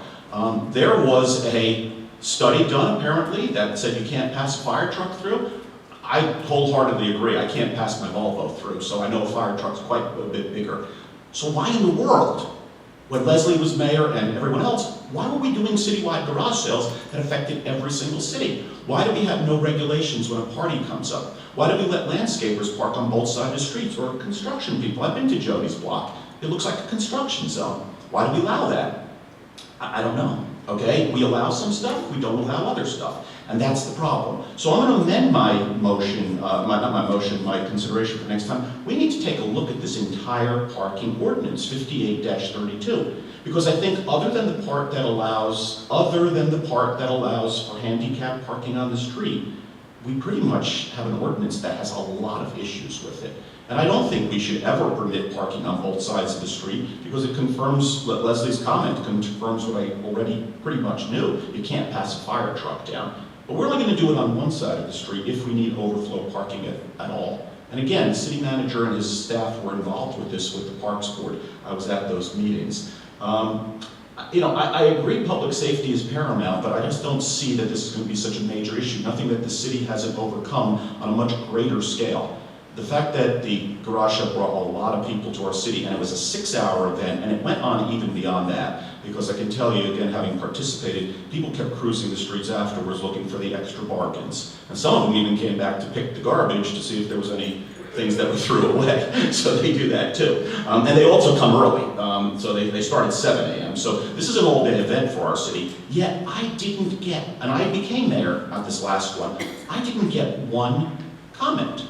I didn't see anybody write me a letter. To my knowledge, no one else got one. It certainly didn't come up at a council meeting. So where was this concern for safety in the past? It seems like it's just blossomed with this event. And that's my concern. So citizen comments are closed at this point. Council?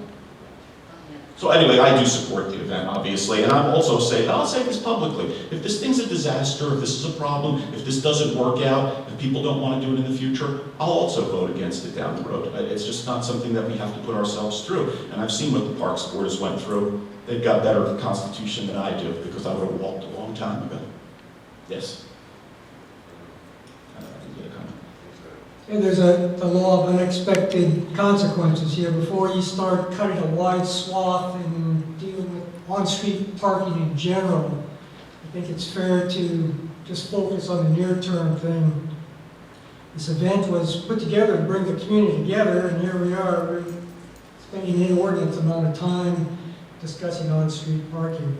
But there's a legitimate concern here, and that is a safety concern. And by way of our strategic plan, the number one goal is public safety. And the community events, that's further down in the goals. So I guess the question really is how can we find middle ground here to hold the event and meet the concerns about public safety and on-street parking?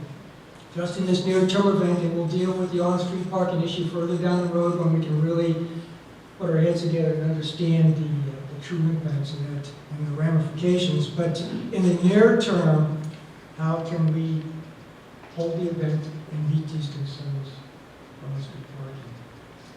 June, do you have any? Wait, we're not over to. May I suggest something? Yes. I mean, we have numerous parks. We have the corner of Causeway and Gulf Boulevard. Why can't we park some people on the grass there? Why can't we park in the public access? You know, talk to Bel Air Shores. There are 2 public accesses that are should say, beach accesses that are within walking distance. Why can't we look at those areas for parking? And this is really geared towards Lynn, because he's going to give us direction on this. It was your staff, Kyle, that came up with the parking idea on the street. Can you give us an alternate? Actually, it wasn't Kyle that came up with the thing. It was a park board member that came to Kyle and asked him to draw this on a map. I want to make that clear. We haven't, there's never been a comment from the park board that I know of that has asked us to even look at talking to Bel Air Shore about any of it. And we haven't done that. So all it was basically said at a park board meeting is, we're going to park on this street, this street, this street. And, you know, Kyle did a map, gave it to him, and there's somewhere along the line, there was a discussion about putting signs up that say only on this side. And that came from the park board also. So at this point in time, moving forward, you know, we can ask that question of Bel Air Shore. I don't know how it'll be received, I have no idea. But, and if, you know, we need to install temporary signs, we'll do that, you know, the day before the event. I think it's a good idea to ask Bel Air Shore. I think what, and if I'm wrong, I'm sorry, but I think that the park board was probably concerned that people, pedestrians walking across Gulf Boulevard and the safety there, where it was a little safer for pedestrians to walk from 9th, 8th, 7th Street. It was just safer pedestrian-wise. I think that was their only reasoning, not any concern anywhere else, just pedestrian safety.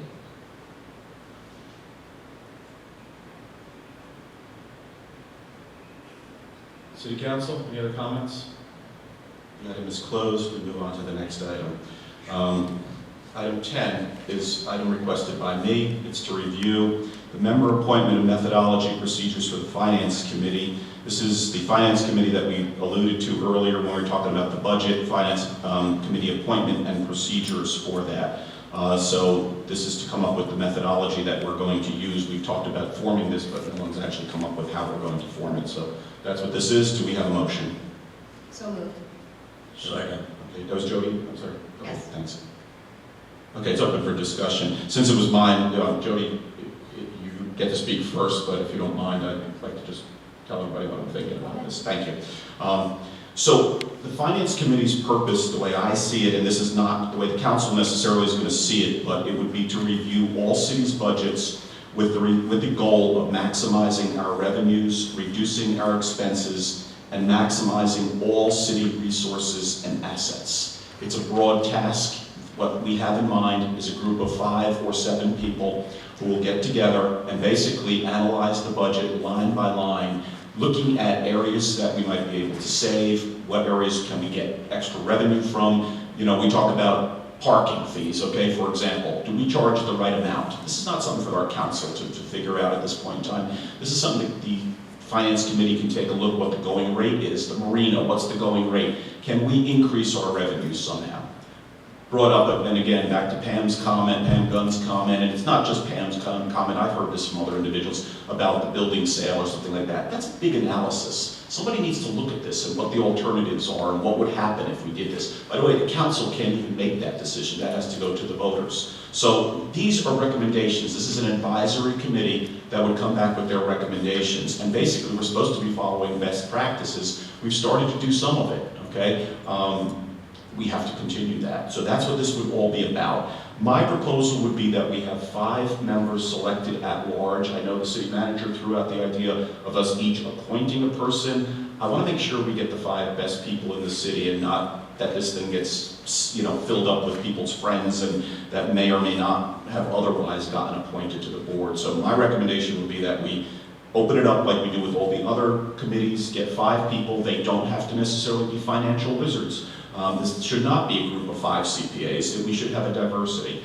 And they will meet and in 120 days, basically, and I would hope that in the interim, they would come back to us with their reports and some of their suggestions about where they're going. And then it's up to this council to accept those recommendations or reject them or ask them to sharpen them up. So that's what we have in mind. I would like to get that process started with immediate advertising. We can't get this too soon. We have a budget deficit here. We need to close this, and believe it or not, our budget season starts again, I think like next June or something. So it's not like it's that far off. It's a few months here. With the holidays and everything, I'd rather we start sooner than later. So that's my idea of the Finance Committee. Jody, you have the motion, so you'll have next. Yeah, I would agree with you on that. I believe Patty's already started advertising it, and I know for certain one application's been received. You've gotten 2. Okay, so she's gotten 2 applications already on it. And I think that keeping it at a number of 5 is probably adequate. And looking for residents that have the background to be able to analyze this would be a huge importance. And I think one thing I'm not certain that you think that forecasting is probably the most important portion of this committee, which is where we've really failed in the past.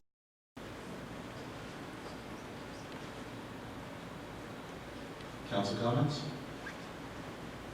Citizens? Okay, this was a discussion item. We're continuing to advertise for this. At the next meeting, I would like to formalize this and make this into a proposal where we're going to, I've heard 5 and 5, I haven't heard anything else, so I'll put the item on for 5. One of you will have to sponsor it and take it through, and then we can vote on that and actually start appointing people fairly soon. I would imagine we can pick our start date, but I don't hate to start in the middle of the holidays, so maybe October would be a nice time to start, end of October or something like that. We're going to get in the holidays. So will we establish an ad hoc committee? Is that what it'll be? And so there's the procedure to do that, and that will start the next meeting. That's what I would like to do, unless the council has further need to debate this, if we have to take it to a work session or anything, but I didn't hear too many comments, so. Okay. So that's what we will do. Mayor, could I ask just Yes. a question? So you want us to go ahead and get the resolution prepared for 5 for an ad hoc committee, and then you'll select? Correct, and that thing that I can put it on the record again, but basically I think I discussed it with you previously. I gave it to you over the telephone. I know you weren't copying it down. We just had a call. But basically, what its task is. But I can, if you want, I'll read it again, or I can give it to you. But it's just one sentence. I think we keep it simple and let them dig into this thing. And the way I envision this too is it's an ad hoc committee. I don't see people on the council being on this. I think this is something that should be the citizens report into the council, and we not be a part of this thing at all. I know sometimes there's council members appointed to these things, but I think we have enough going on council, and let the citizens come up with this. And anyone who has an interest in this, I mean, this is where some real detailed work is going to be done for this city. And it's nice to sit and talk on different things, but this is the way to really talk and get your voice heard, because you're going to make the proposals and you're going to tell us if it makes sense to, convert the marina into something else or put more boat slips or something like that. You're going to be the ones who do it, so it'll be pretty interesting. Okay, we're good with that? Good, thanks. And we'll provide inputs to the city manager for proposals and areas to look at or examine. Yeah, we'll prepare a resolution like we have for any ad hoc committee. And if you've got some comments that you think you need to add to it, that the mayor has given me a couple of his, and if any of you get it to me, today's the 4th, maybe by the 15th, is that fair? If you've got any comments that you think we should focus on specifically, and then I'll get that read and we'll get the resolution for the October meeting. And just so we don't run afoul of any sunshine laws here, let's make it one way to Lynn. Don't copy anybody else. And if anybody responds, just respond to Lynn and don't respond to anyone else, because he's allowed to be in the middle, but don't ask him to talk to anyone either. So this way we stay safe over here. Everything goes one way. So Lynn, you may get duplicate comments, because if we're doing this right, nobody should know what the next guy is saying. Okay, that's fine. Okay. All right, item 12, Park and Recreation Board report on Festival by the Sea, requested by Mayor Manzo. I'm sorry. Did I miss one? Oh, sorry. Okay, authorize city manager to proceed with requirement study for implementing, sorry, Jody. Authorize the city manager to proceed with requirement/study for implementing stormwater fee requested by Councilmember Shirley. This is regarding a potential stormwater fee and the analysis to go in behind that. Jody, do you want to preface this before I move for a motion? Anything you want to add to just the description? No, I mean, I think I'll talk about it after the motion. Sure. Do I have a motion? So moved. Marv is first and Dave is second. Marv, you're first. You can speak first if you'd like, or you can defer to Jody. Jody. So, we've talked about this in the work sessions, and Lynn has provided us some material about setting up these storm use fees, if you will. So he wants to, get approval to move forward with doing the study and how this might look, how do you charge, how do we implement such a fee? And, just kind of as a, backing up the need to do such a thing is, I pulled out a comprehensive plan, and we have in the comprehensive plan that was approved also in 2016, a stormwater system project and street project resurfacing. This went from 2015 to 2020, and the total budget was $722,000. Clearly, there was no forecasting being done here, because then, the same year, we have an approval to move forward with stormwater that was an upwards of $4 million. So there's a huge disconnect. And this comprehensive plan is long-range goals, kind of, which is submitted to the state of Florida. This is what we're doing. We're way outspending it, and so we need to figure out how we're going to pay for it. And that's what, hopefully, these fees will help offset those costs. And it's just giving Lynn the approval to move forward and to figure out how to get those fees implemented. Jody, I have a question either for you or for Lynn. For this study, for purposes of this authorization, is there going to be a formal study necessary, or is this, where I'm getting to is what's this going to cost to study this? Well, we'll have to get some proposals, and where I'll start first with is our engineering firms and see if they do that work. If they don't, I know some specific firms that deal in that work, and if we did that, we would have to take that out to an RFP. But there's a process, and I think that's what Councilmember Shirley's wanting to get started, the process. And those costs will be determined at, certain points. But at this point,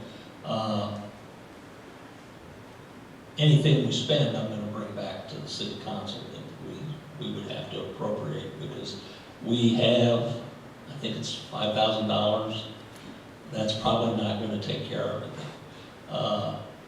in our consulting budget for next year.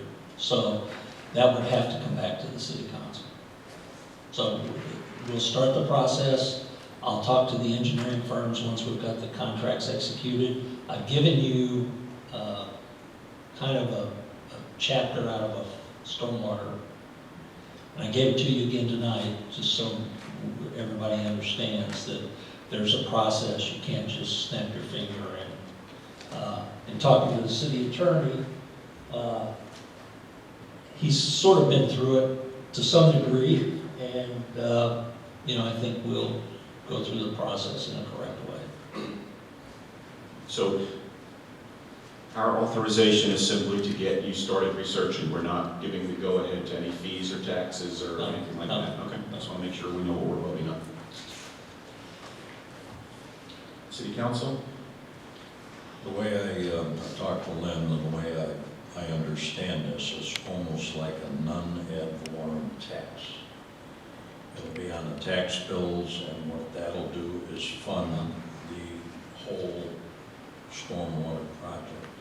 No, it would be on your utility bill. Be on the utility bill? Yeah. Yes. put on the utility bill like our trash and water is. It's just part of that bill. Misunderstood. Yeah. Thanks. I have developed an excellent relationship with the folks at Pinellas Utilities. They want to help us on different things, and this was one of the areas that I had brought up to them, and they said, well, we do stuff like this already. So anything that we do, I do not want to reinvent the wheel. I am a phone call away from these people. They're in contact with me almost weekly, or June, they're contacting one of us on something. So bottom line, let's not exclude them, because they may have done what we've done, they may be able to help us, and they may be able to save us some money. So I'm not, as you see, a very big person when it comes to increasing fees, taxes, or anything else on the citizens. And before I ever vote yes for this, one of the things I'm going to want to know is, have we exhausted all other means of revenue? So I'm telling you, I had this discussion, we need to reach out to the folks at the Yeah, utilities. I've discussed it. They've done some type of study the county has. The only problem is that wouldn't relate to the city of Bel Air Beach. So we would have to do a study relating to us. Citizen comments? Mr. Hansick. Mayor, Yes, I'm sorry. can I make one Yes. comment? In the other city I work for, we've done several special assessments. The attorney that I work with is an attorney in Tallahassee, Mark Lawson, and I have worked with him for, I believe, 7 years on special assessments. I am pretty confident I could ask him to meet with myself and Lynn to have a discussion about the process. That will cost you nothing, except for, of course, I feel inclined to charge for the time I was there, but Mark Lawson would do it as a courtesy to me, I'm sure, and he is a statewide expert in this area of the law, and I think that would be a very positive step. And I also hope I would be able to get that scheduled sometime within the next couple of weeks, so that before you next met, you could have a more robust conversation about it. Thank you for that generous offer. Council, is there any objection to asking our town attorney to meet with Mr. Lawson? No, I welcome it. Not hearing any, so yes, thank you very much, that was terrific. May I just add one other thing? Yes. Is also in our master plan, our storm drain master plan, there's a reference to 6 potential funding sources for all this work that needed to be done. Have we done anything about researching these 6 sources? We've been to Swift Mud, and last year we tried to put in a grant into their system. They came out and looked at the city, and we don't qualify because we aren't considered a regional stormwater. We put in a grant proposal through FEMA for a hazard mitigation grant. We weren't successful, but they haven't sent it yet, but they're going to tell us what we might need to do to improve the opportunity. So we've done, spent considerable time with both of those, and we're still looking at other things. Yeah, so there are 6 specifically here? Yeah. And only one of them you touched? So, Two. no, Hazmat's not in there. FEMA's not mentioned in here at all. Okay. So there's, can we kind of spearhead? Can Yeah, that be we can. something that someone in your department can handle, contacting or looking into? Yeah, we'll do that. Council, we're finished. Mr. Hansick. John Hansick, 103 22nd Street. So the cat's officially out of the bag now. I've heard hints for months about the stormwater fee. I guess maybe Pinellas County does things differently, but I came from a city that had a stormwater fee. It was in my tax bill, not in my utility bill, and I was billed by the city for my utilities. So I guess my question now is, since we're authorizing to go ahead and do this, we don't know how much this fee is going to cost, but the $64,000 question is, stormwater fee, you're going to collect X number of dollars from every resident in Bel Air Beach. What is it going to be used for specifically? For example, would it be used in lieu of, if we already had it, the $412,000 we're borrowing for improvements? We need to tell the citizens what you're specifically allocating this fee for, and not a slush fund to rob Peter to pay Paul. Thank you. Thank you. Any other citizen comments? Does anyone want to address Mr. Hanson? I will. Okay. Legally, you are bound to apply stormwater fees to stormwater issues. You cannot apply those funds to anything else. So, I mean, that's the answer in short. Can I follow up, please? We're not supposed to. But one clarification, though, you said the cat's out of the bag. This is an authorization to study. I'm not voting for any tax increase. I consider this a tax increase. I don't care where we put it. Anytime I write a check and it goes to any utility or any governmental entity, it's a tax as far as I'm concerned. So this is a tax. And, you know, and to answer your other question, I believe in reading the literature that I got today, we're pretty much obligated to put it on that fee. There is an option of putting it on the taxes, but you can only do it by changing the rate that we have, the millage rate. It's much better to do it this way. I think it's cleaner. So anyway, I've not approved this. I'm not voting for this right now. I need to be, you know, I'm from Missouri, even though I'm really from New Jersey, but you need to show me. I'm not voting for this right yet. But I certainly want to know all about it, so I don't think there's harm in getting the study done. We do have a big budget gap, and I think to your point, yes, to the extent that we're collecting this money, a lot of these projects that are on Glenn's list over here deal with stormwater and abatement of this stuff. So yes, that's where it will be going. And the other thing I might suggest too is this doesn't have to be something that's going to be permanent, folks, okay? This could be a one-time assessment or it could be a short assessment. It doesn't have to be something that lives on indefinitely so that we're just, you know, collecting money forever and ever and ever, because then, you know, then we get done with the good projects and who knows where it starts getting spent with the, you know, stormwater. I want to make sure it gets spent wisely.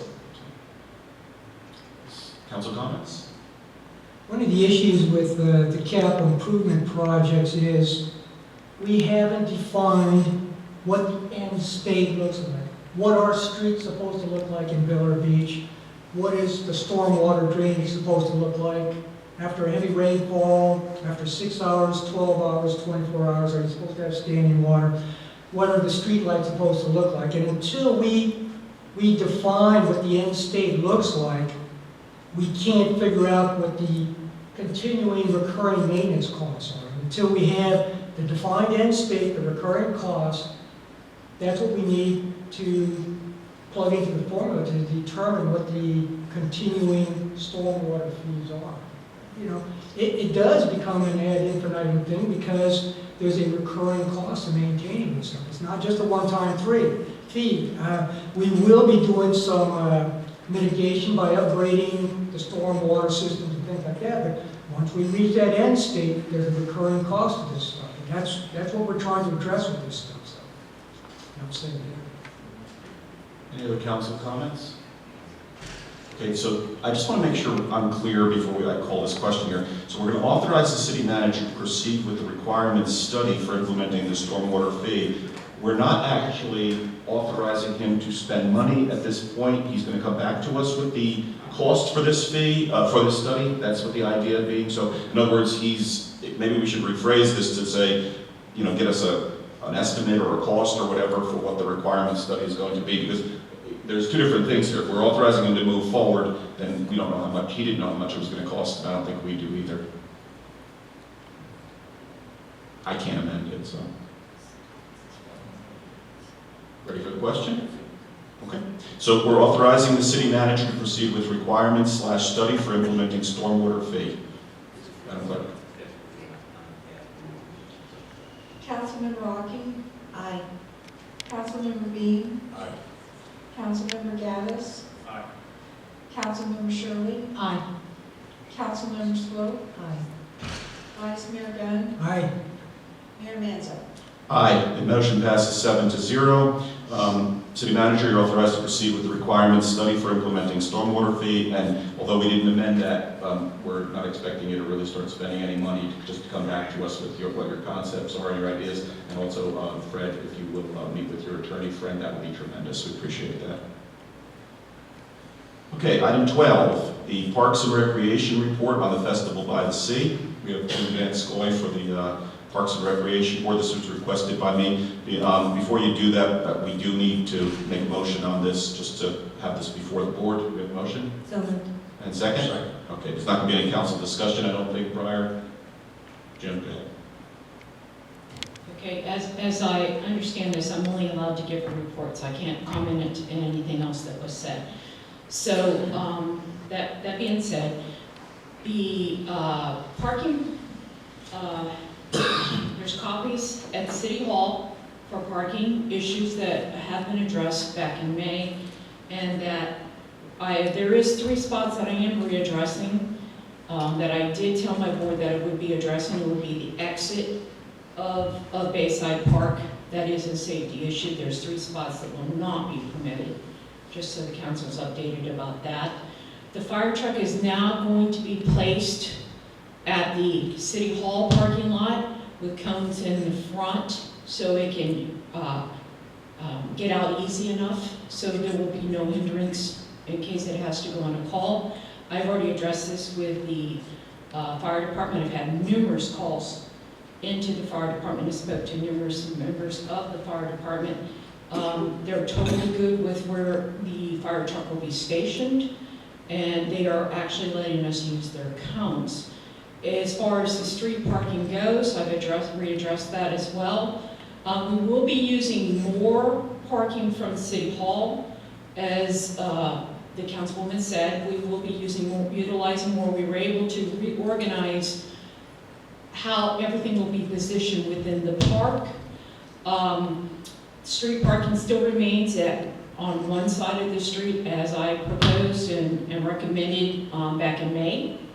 The one change is that the signs will be inside of a cone placed in the street showing this side only parking, opposed to having signs stuck in the citizen's yard, which I thought was a plus. We have a volunteer organization that is going to try to come and direct parking on the residential streets. I will know more tomorrow if that's been approved. The Explorers would have came.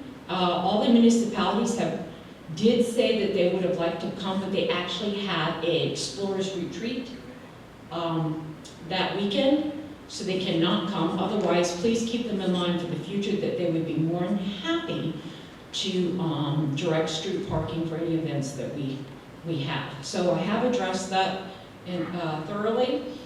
That being said, I am meeting with the city liaison on Friday to finalize the setup of the park of where all vendors and booths will be positioned. I had several conversations with the fire marshal in reference to where everything is going to place. We only have one open fire source, and that is the reason I combined the person who wanted to be a vendor for this event is going to have a fire source.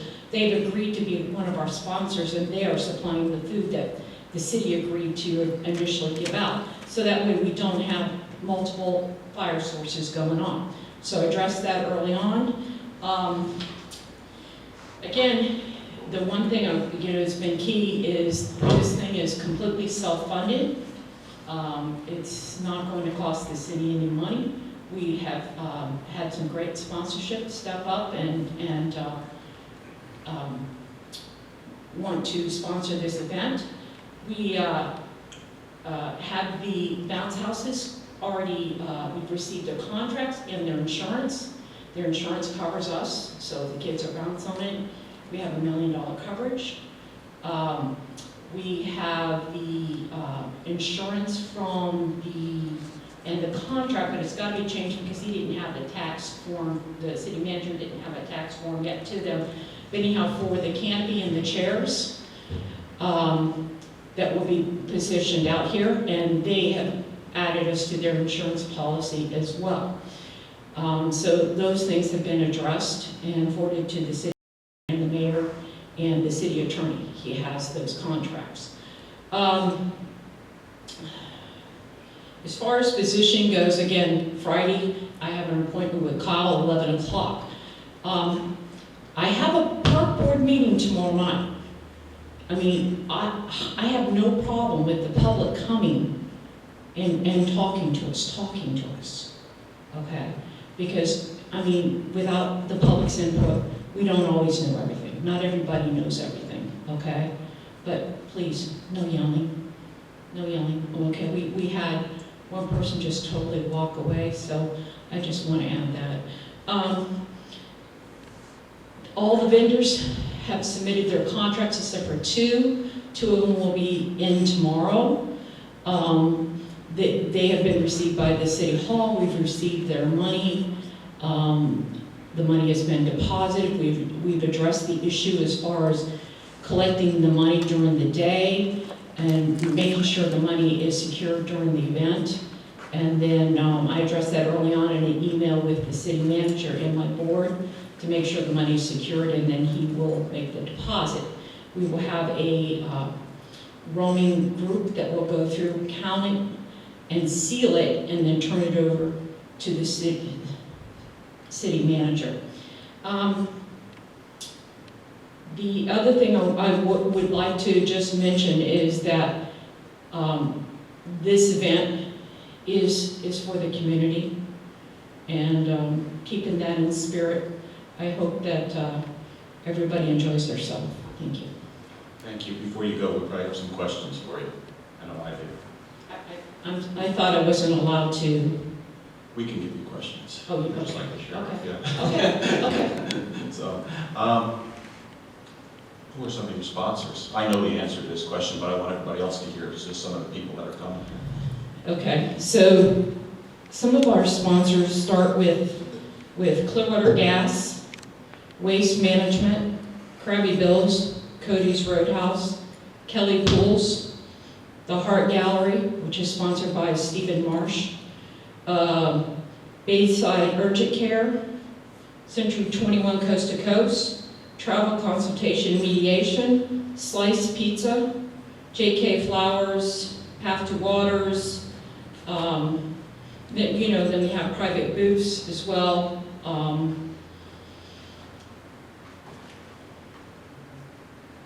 Thank you.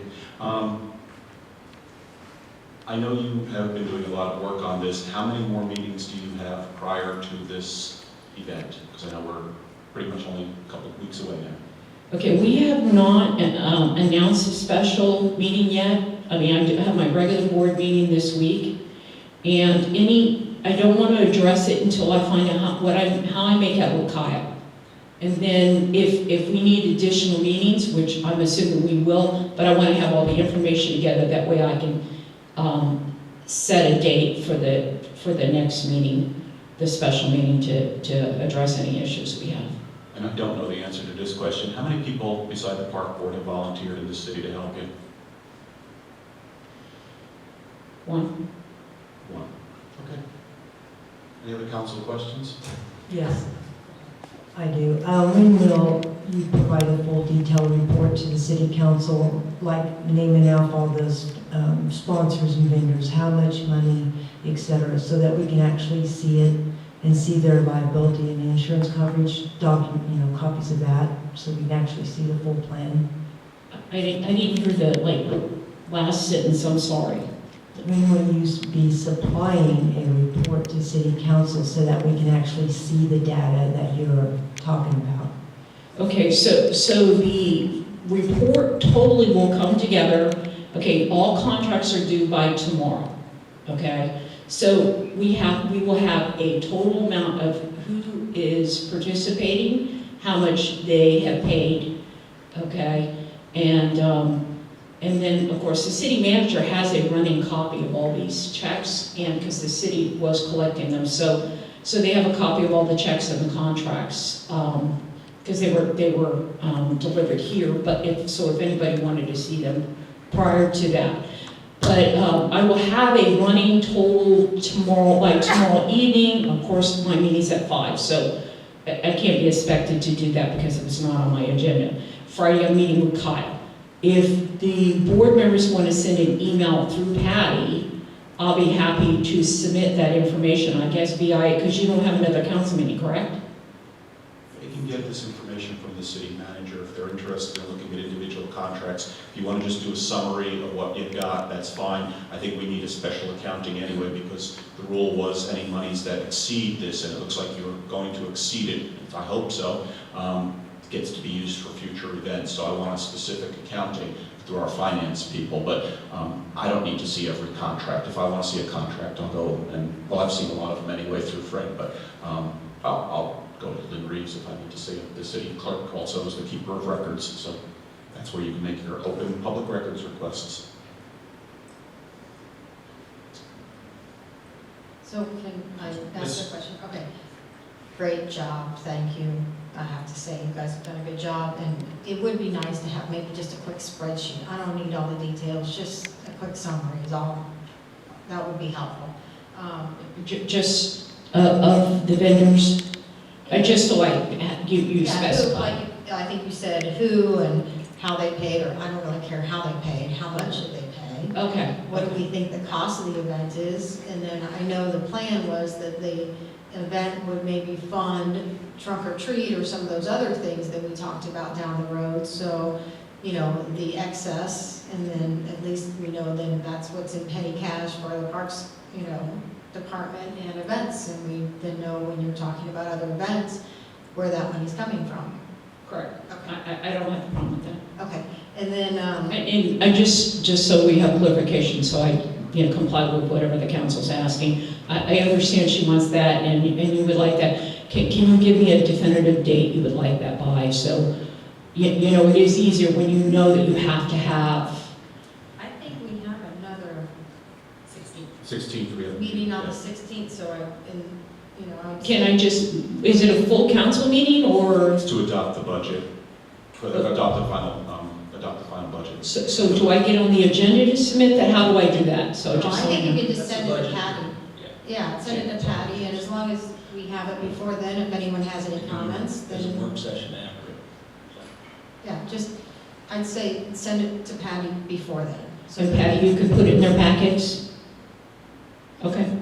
And then we don't really need to talk about it, it's just information for us in our packet. No problem. Unless someone has a question at that point, I would think.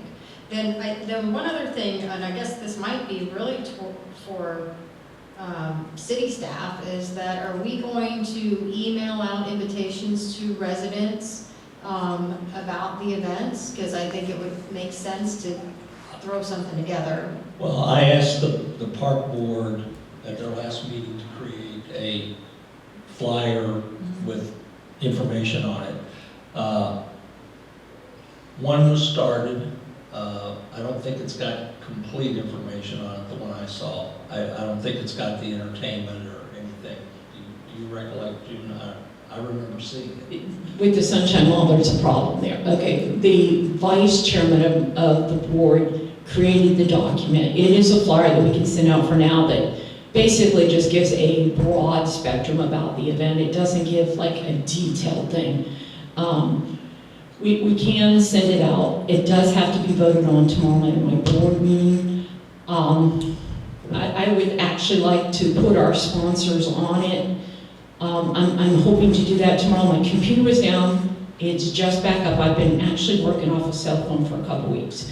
So I'm hoping to get the word loaded in it tomorrow, and I'm going to try to revise that flyer, and then so we can vote on it tomorrow night, and then, yes, that's what the city will submit to the residents. Yeah, I think it's important that we include the sponsors, and because they're, the reason they're sponsoring this is because they would like, well, first off, many of them live in our town. Most of them live in our town, and they would like to do business with their neighbors. So it would be nice to know who's there so that we can do business with our neighbors. I agree with that 100%. When I saw the flyer, that's what I did make a mention to her that, it's not complete. And so again, computer's back up, so all goes well, good tomorrow. If not, I have to try to reach out to someone who's a non-board member with me and see if they can help me use, let me use their computer to add those things so we can get it voted on and get it out. Thank you. Just to clarify, today, we've collected $2,725. That's what's been collected to date, as of 4 o'clock today. There's still, Waste Management hasn't sent their money yet. We did get Clearwater Gas today. There's technically 10 sponsors. The other people are booth holders. So. I need to add a correction to there's 11 booth holders, 10 paying. Our garden club doesn't pay. We agreed upon that. Yeah, The cities. I'm talking the paid. There's actually 9 booths that have paid the fee for that. And there's 2 in-kind sponsors. And I named, there's 11 total sponsors. As of, it's paid and taken care of. And one more just kind of clarification, you said there was a vendor who's providing the food, is He's there? a sponsor. He has an in-kind sponsor. He's providing the food. And may I ask? who And that he's is? cooking it. May I ask who that is? Mr. Bell's Fine Foods. He does Gracie's Big Splash, yes. Big Splash. He does the City of Largo.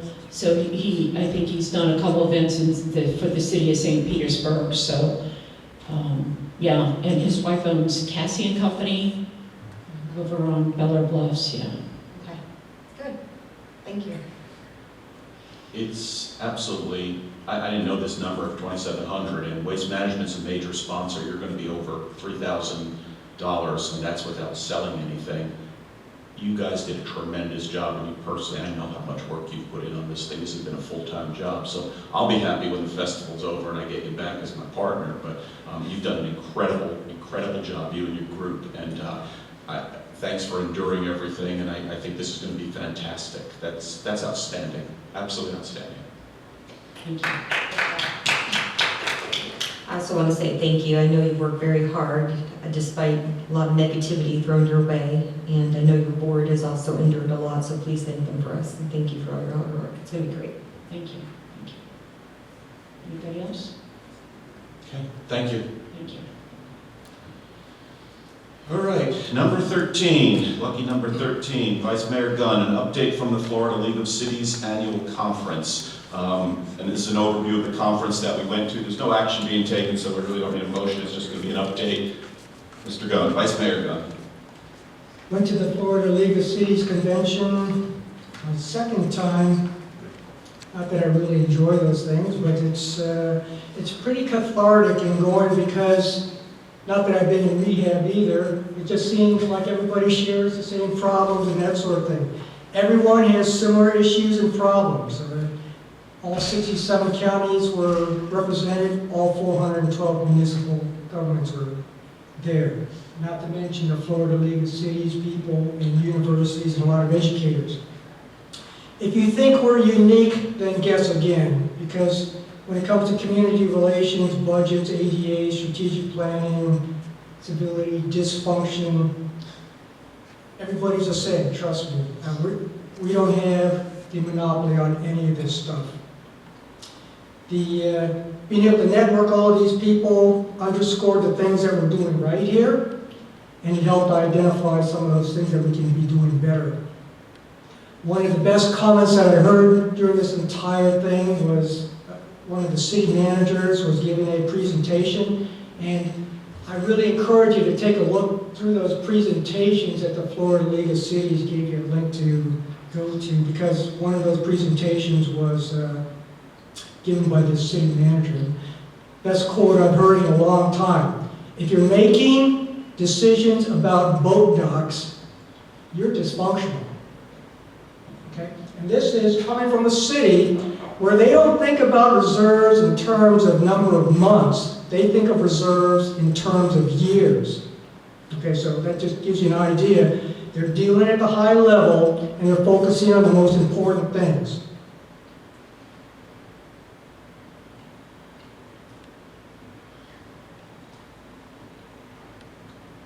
That's kind of interesting in itself, because we just spent more time talking about a couple issues, like on-street parking and a festival that's going to run $3,000, that's going to pay for itself, and yet we breezed through a capital improvement project for $400,000.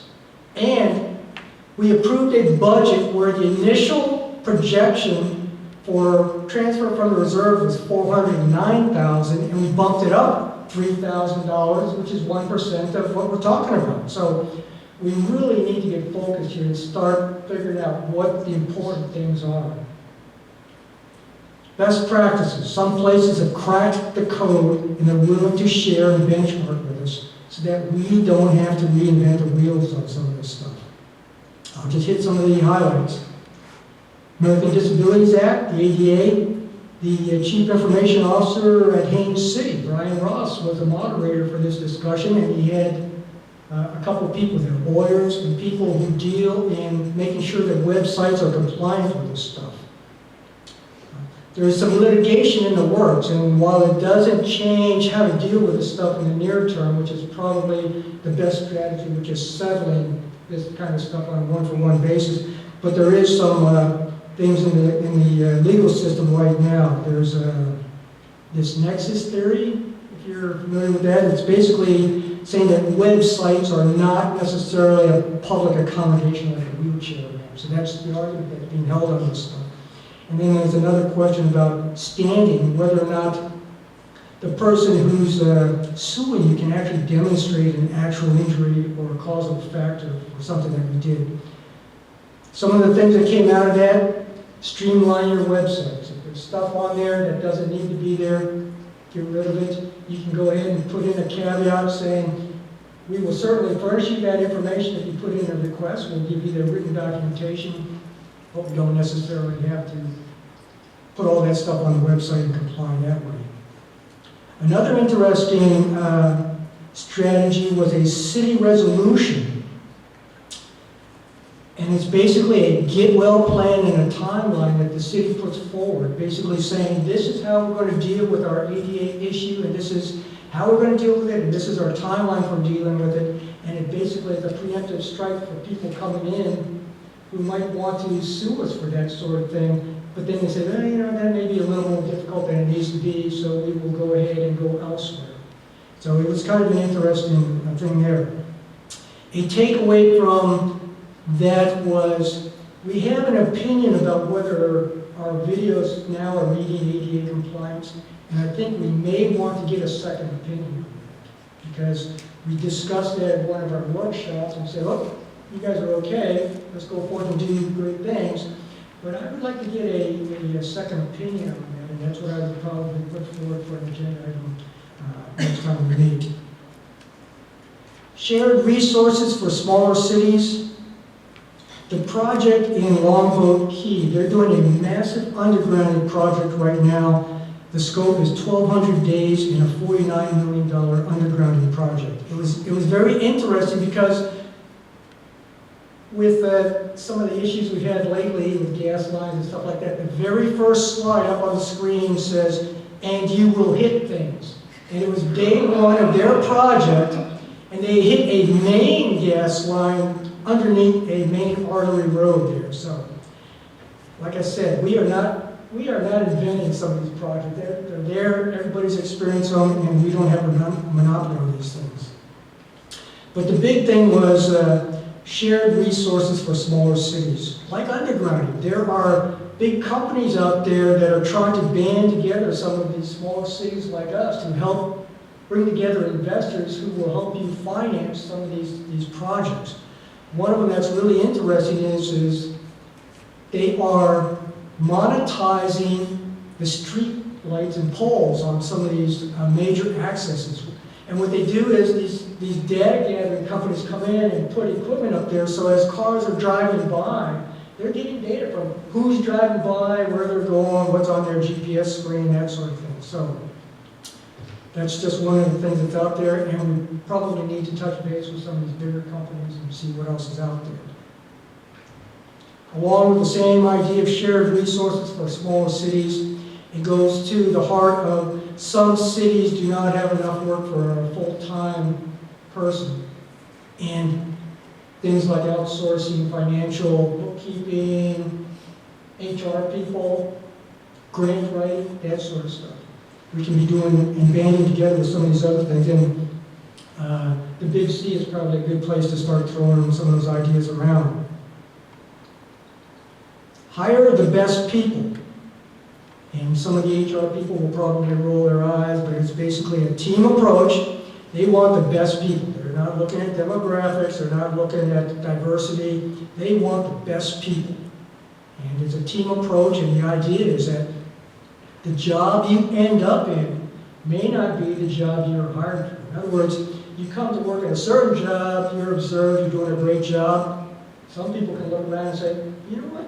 You could probably be a better asset for the city in a certain job. And I know city managers dealing with some of those issues now and kind of leveraging that concept. Merit-based pay based on increased documented performance. If an employee made 10 widgets last year, you get merit pay if you produce 12 widgets next year. It's not just a, well, thanks for showing up and going to work, we're going to give you a merit pay. They use a merit-based pay pool. Everybody's paid out of the same pot of money. The best performers take the substantial part, what's left over goes to the rest. It's not just everybody equal payment, and I know we're considering that, but maybe we need to take that sort of thing to the next level.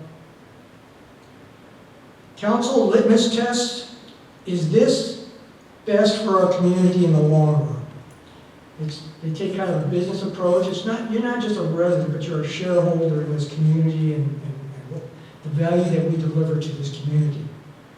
So we need to understand our organization and what influences it. A direct spin-off of that is our tax structure. We don't have a commercial tax base. Basically, it comes from ad valorem. So we need to understand ad valorem, who's paying. We need to understand rollbacks and the impacts and ramifications that it's going to have. We're getting more and more tools in our toolkit. Special assessments is going to be one of those things. We've already cracked the code on that and applied it to undergrounding. Maybe it's time to look around because there are some tests for assessments and user fees and that sort of things. Equal benefits, equal apportionment, things like that. So we need to be able to kind of take a look at that stuff. The idea that rollbacks don't necessarily relate to service delivery today or tomorrow. Our shareholders' money in the long term. Don't make decisions solely on shareholders' opinion. Do your homework. Make sure you truly understand your organization and, again, what's being delivered. And another one that was kind of interesting, I thought, was restricting access of elected officials to employees. Just kind of making sure that there's some isolation and some compartmentalization in how things get done within the city. That was it. I highly encourage people to go to these things.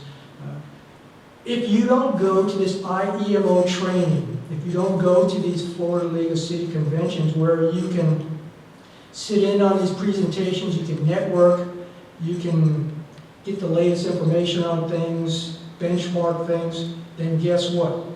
If you don't get smart on this stuff and seek the education, then we're doomed to just sit here and make decisions about vote docs. So I highly encourage everybody to get out there and do these things.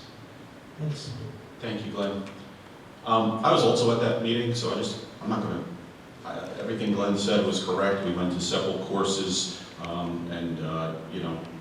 these are wonderful things. It's open to everyone on the council. So, I mean, I don't think we're going to send 7 people, but certainly it's a great experience and the networking was incredible. I do agree. I went there. This was my first session, And I thought that I was alone. I couldn't understand this city. I don't understand how come we were meeting a lot of resistance on what seemingly was dedicated individuals trying to help the city for $0. By the way, we're one of the few that get $0. We're not alone. And there's plenty of people out there that are in that same boat. But I will take it a step further. I also spoke to the people who were working together and who were achieving incredible, incredible things. I spoke with one of the keynote speakers. When he came on to his city, he had a racial problem, black and white, and he got the parties to work together, and that's it. Well, he's one of the keynote speakers, so that tells you how well it worked for him. And I asked him how he did it. So I do care, and I do try and make it work. We're not alone, but I do echo what Glenn is saying. We spend a lot of time here on stuff that is minutia, the weeds, whatever you want to call it. And public safety is a concern, but when we spend 2 hours of a council meeting talking about parking, yeah, there's a $400,000 project that we didn't speak about, and that's not good. So I have limited time. I am your representative to the Big C and all this other stuff, and I'm more than willing to go there and do it, but what I'm not willing to do is put in ridiculous amount of time when we're spinning our wheels with some stuff that just we shouldn't be. So spend your time wisely, spend your powder wisely, and I'll certainly put in all the effort that's necessary, but we're not alone, but understand there's people achieving great, great things. IMEO, I'll be taking my first one in October. It's highly recommended by everybody on the council and all the people that were there. In fact, when you walk around, they give you this big badge, and one of the things is an IMEO graduate, and I don't know how they got me to be a graduate, Patty, but they thought I was a graduate, but I'm really not, but I told them I'm going to be going in October. But it's a great course on newly elected officials, and then there's advanced programs. And all these programs, if you didn't go to this event, it's all online. They copied most of the videos, and you can see what's being done. It's incredible what some people do in some cities, so just go and take a look at it. One of the other things I found out is the networking here is incredible, and imagine my surprise when I was talking with one of the mayors who had successfully achieved a fair amount of money from Tallahassee, and I said, what's the secret? They said, we have a great lobbyist, and I said, who's the lobbyist? And it turned out to be a law firm, of which they're my present adversary in a case. They're apparently one of the premier lobbyists in the state. So when that case concludes, I will be able to speak with them about this, or I can turn this over and have people do this. But, there was a resource right under my nose I would have never known had I not went here. But these people are good, and maybe that's how we get some of our stormwater things paid for. There's money for this stuff. We just have to work hard and find it. So that's all I wanted to add. It was a great experience, and it was definitely an eye-opener. Great contacts we made. Anybody else on council have anything to say? Okay, we're going to move on to number 14. This is the consideration of appointment of a Park and Recreation Board alternate member to member. I believe it's Burke Serafian. He's not here now, right? He's not around. Burke has been the alternate member, and now there's a permanent position open to fill out the board. So that's where we're at. Do we have a motion on that? So moved. Second? Second. Any discussion? Citizens? Patty, call the vote. Councilmember Aki? Aye. Councilmember Dean? Aye.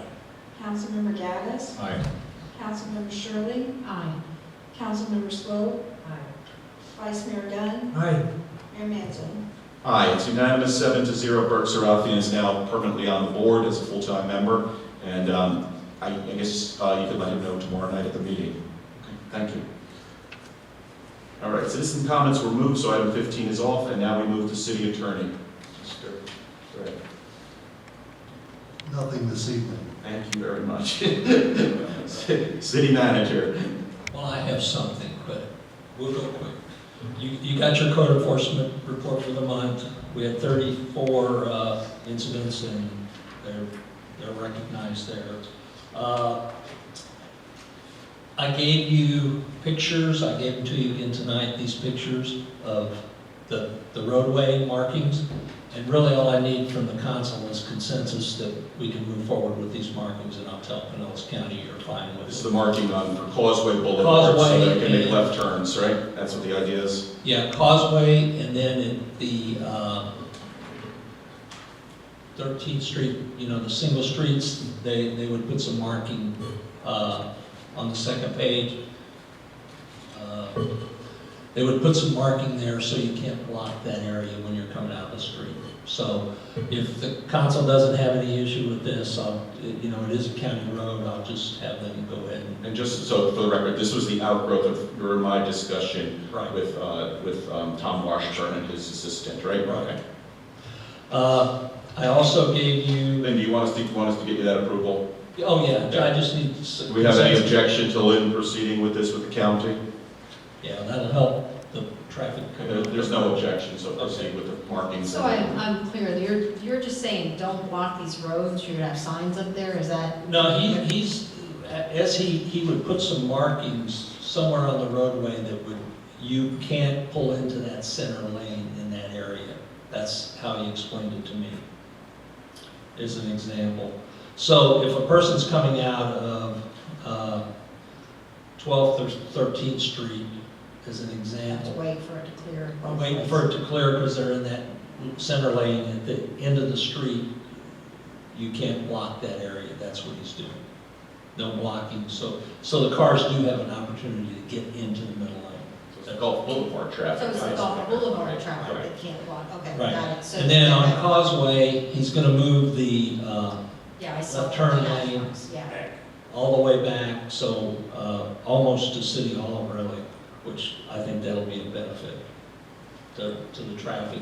And then people won't feel like they can't get over and make a left turn. And that'll eliminate some of the traffic issues. Okay, also the contractor account gave us the June financial. That's something to take with you. Undergrounding update. The cable people have been in the neighborhood. There's 13 more streetlights to go up. They can't go up until the wires come down, mainly because they interfere. And right now, Duke's Resources have left the area, so we have to understand unintended consequences of Hurricane Dorian. I want to thank the city staff, Public Works group.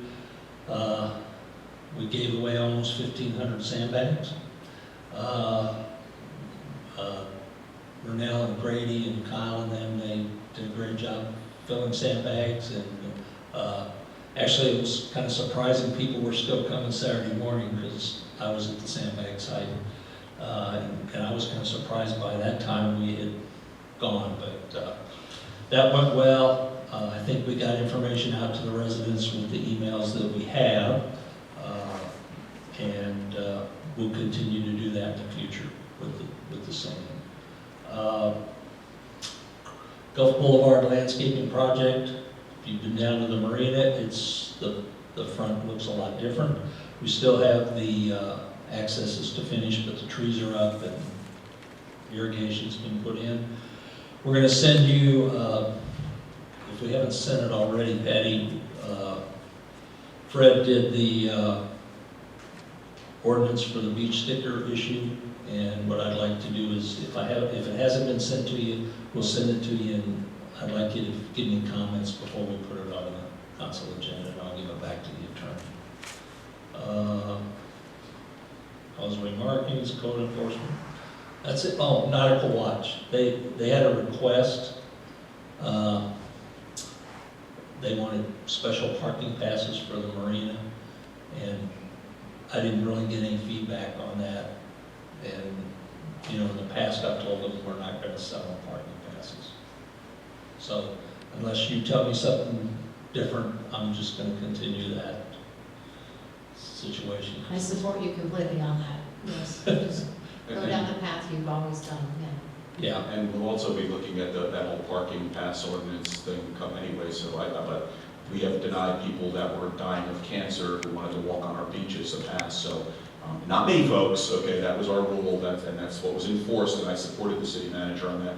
We want to be real careful with who we're giving anything out to. Yeah, so, okay, that's all I have, and as I said, you know, the council was very supportive during the hurricane. You know, I spoke to the mayor a couple times, and Patty spoke to other council members, and the staff really did a great job. But I want to remind residents, get your reentry pass. It's amazing. It wasn't as bad as 17, but it was still pretty bad. Everybody knows that, so if you haven't got your reentry pass, please get it and put it in your car glove box. Do they expire? No, they don't expire, but people come in and we have to cancel the one they had and reissue them a new one. So the logical place is put it in the glove box so you know where it's at. Can I ask you a couple of questions real quick? First, since you're discussing the reentry permit, my next door neighbor has his mother lives with him, and she requires special assistance. Basically, she has a round-the-clock caregiver because of her health. He had concerns. He mentioned to me about his caregivers being able to come onto the island like we would with a permit. Anyone that lives there, well, the caregiver is pretty much part of the family, but they have three. And so they're like, everybody takes a shift and it's around the clock. Do we have anything in place to accommodate this? No, and that's something we'll talk to the sheriff, because it's a sheriff's program, and that's how the system works. So, that was a question that was given to me, I think it was Friday afternoon, and we've got to do some research on that. And, because technically speaking, that person would be evacuated. I was going to say, should they have been That's correct. Yeah. That was my logic, but I've told them that I would ask them. So. Yeah, technically, that is considered a special needs person, and that was going to be the very first group of people that were going to be evacuated if anybody was going to be evacuated. They were pre-planning that. That sounds like we have a plan. Yes. The next question, are all the pipes laid now for the undergrounding? There may be a couple for the cable that still have to go, but for the most part, the conduit is in place. I'm just wondering why they came back through our neighborhood and remarked everything again. That's because of cable. Cable's got some other things to do. Unfortunately, Bright House, we were ready for them, and they couldn't get the crews together, but finally they kind of jumped on it. I was amazed at how many little green pedestals are put up all of a sudden. So I guess they got tired of me calling them. Do they remove the old pedestals? I mean, or do they just sit there and rot until they fall off? Well, it depends on if it's their pedestal or Verizon. But if you want a pedestal, Vice Mayor, I'll get you one. I'll trade you a transformer box for a light. Serious. And that's all I have. I have one question for you, Lynn. I appreciate what Tom Washburn gave us, but that was, and just so the citizens know, it's an old story at this point, but we got shot down when I went to George Kritikos, the mayor of Clearwater, to talk about traffic. He didn't want to hear it. So our second step was to work with the county, and I worked with Lynn and Tom Washburn and his engineer to start with some of this stuff to see if we can maybe speed cars coming over this bridge on the weekends. They've increased their monitoring at this intersection. We won't know how well that's working until we get back into the winter season, but so far it seems to be working pretty well. This road, the turning lane extending this will no longer make criminals out of us if we try to get to the south part of the town by riding that left lane, and I think it will free up some of the stuff on the bridge. But I had other proposals, and I have not heard back from him, and we're going on 3 months, so I think we're waiting long enough. I've said something to him about that. Okay. He basically told me. Getting itchy. But no. And I have a whole bunch of county commissioner cards, so he's got to get on this. Yeah, It's I been told 3 him months. that. I told him that. Thank you. So. So I said it last meeting, so. No, we had a discussion the next day. I'm sure you did, but we still don't have it, so I know it's not you.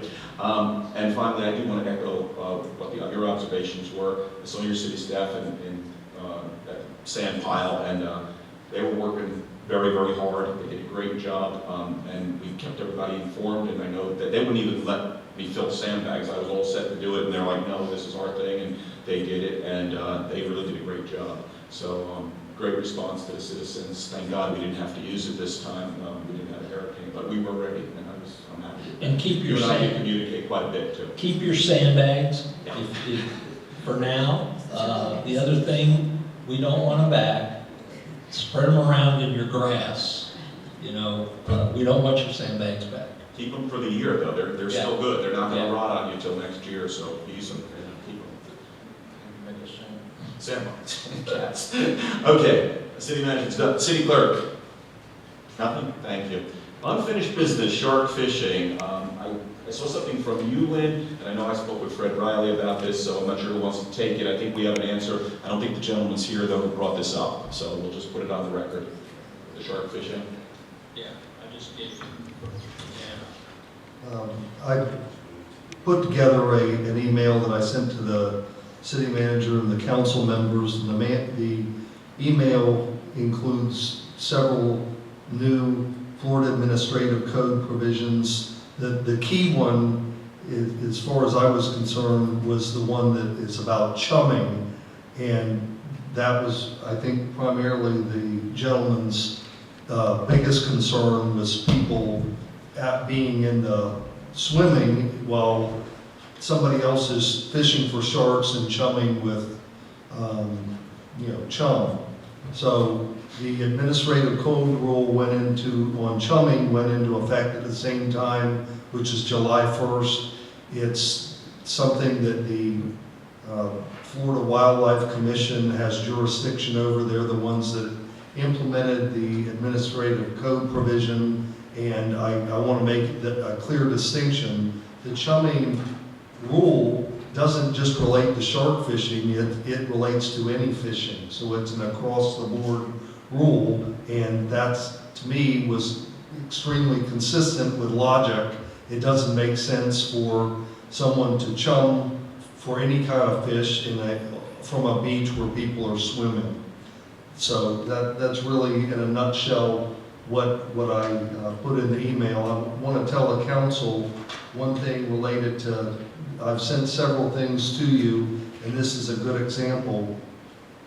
My method of doing this, and it's really easy because of the ability with a computer to cut and paste things. I always want the council members or whoever I'm advising to know what the law is, and that's actually my starting point every time. What's the relevant law or the legal authority for doing what you're trying to accomplish? So in this email, I put the full text of the 3 different rule provisions, and it makes for a lengthier email. That's not my objective. My objective is to give you the full story on what the law is, and then what I frequently do is highlight the relevant provision within the rule or within the law. So it's easy for you to immediately pick out what is likely relevant, and then if you want to, for your own edification, read the whole statute or the whole rule, then you're able to do that. What I don't want to do is cut things out and tell you what only I think is relevant. I want to give you the full story. So that one was a good example of how I do things, and I've, as I said, done several others that kind of follow that track. And I hope that's helpful to you. Definitely helpful. I'll just add to that, in reading Mr. Gibbons, who was the person who came forward last time, and reading his letter to Lynn Reeves, and then seeing his presentation last time, it seems where the problem came in is that he had called the sheriff, and if this is not the sheriff's fault, the sheriff's not charged with responding to that type of a complaint. Florida Wildlife Commission is the people to call on this thing. And the thing that was illegal here is if they were chumming, that is where they were totally off base. The rest of it, as I read his letter, I mean, they took a grouper, and you know what? You can fish for grouper from the beach. And I know sometimes people don't like, hunting and fishing and stuff like that, but that's legal. There was also other stuff which I'm not going to ask the council, and again, a council member could sponsor it if they want, but this council, not this council, but prior councils already looked at this idea of who can fish and where can they fish on the beach. And I think the best comment was made by one of the longtime residents of this city who basically said the fishermen have as much right to the city beaches as the swimmers do. You just got to use common sense. You don't got to go chucking hooks in when there's groups of swimmers. But swimmers, you don't come where people are fishing. When I go fishing, I go way beyond the swimmers. If you choose to come by me, you may get hooked, okay? But I will not go in the middle of a group of people. So, but the big problem here was they were chumming. So I did check it. It's star, since everybody has cell phones, star FWC or # FWC. That'll get you the Florida Wildlife Commission. Don't, you can call the sheriff, but that's not really their primary responsibility. So Wildlife Commission handles that. If you see that going on, let us know, or let them know. But Fred, thank you for researching that. Did anybody else have anything on shark fishing? We're into city council comments. It's an odd month. We start this side, so Councilwoman Swope. Yes, Lynn, I just wanted to also tell you that your staff did an excellent job at the Sandbag Station. After being out there forever and that heat and everything, they were so polite, so professional, and I was very impressed with them. So other than that, I don't have anything else to say. Thank you. Jody Shirley? Nothing for me. Dave Gaddis? First off, I'd like to apologize to the citizens and the council for abruptly introducing this resolution. And also, I would like to thank the council for not completely shooting it down and giving me the opportunity to reintroduce it. Basically, the reason why I did that is I wanted everybody, if nothing else, to walk out with a copy of my proposal in their hands. That a lot of our meetings are just out of control at times. They're far overreaching what I believe is within Robert's rules, and possibly even overstepping Florida statute. I think that a lot of the debate is happening between the citizens and the council, and also between fellow council members.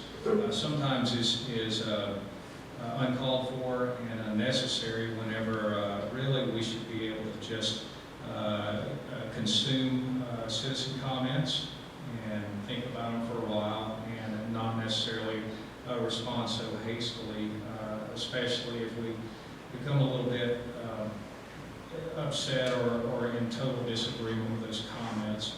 Sometimes the best solution is not to respond at all at that given time and give yourself time to step back from the situation and think about it. So basically, I plan to reintroduce this resolution at the next council meeting. And what I would like is for all of you to take this home with you and think about it and nail on it. And if you see anything that maybe you would like to amend to it whenever it comes back up for a vote again, I would greatly appreciate it. As far as the citizens go, I'm just speaking on them because this is how I would feel if I were them. If you look out right now, this is the time that was reserved for citizen comments. There's nobody here. There's just a handful of people. It's the same people every time that speak, and everybody else is usually gone. Not that I'm discounting those people that are speaking, but at the same time, there will probably be plenty of people that had items that they may want to discuss in the future, and they will never have the opportunity to do that. So that's my comments. I want to thank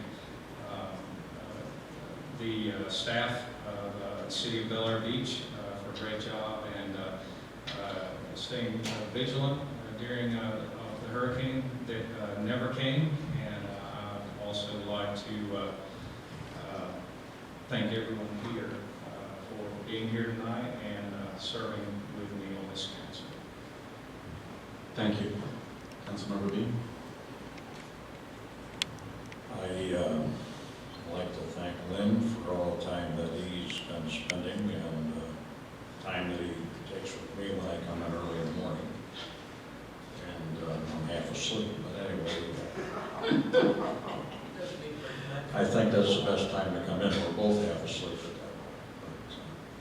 City staff did a great job. Patty, I'd like to thank you very much for keeping me on the phone even though we had a bad connection. And there's a lot that has been done in the last 6 months, and you know, it's been tedious at times, but I think everybody's done a great job. A lot of good input. And June, thank you very much for your patience. That's all I have. Thank you. Council Menake? Also like to echo thanks to the staff for the excellent sandbagging. My husband went to go fully prepared to sand the bags himself, and he was blown away that they did it for him. So thank you for that. I know there's not many citizens here, but the ones that are here, I'd encourage you to offer to volunteer and help the Park and Rec Board for the Festival by the Sea. They could use extra set of hands. I volunteer my husband and myself, June, so mark us down if you need us. I'd like to say that the whole point of the festival is neighbors meeting neighbors, getting to know your neighbors.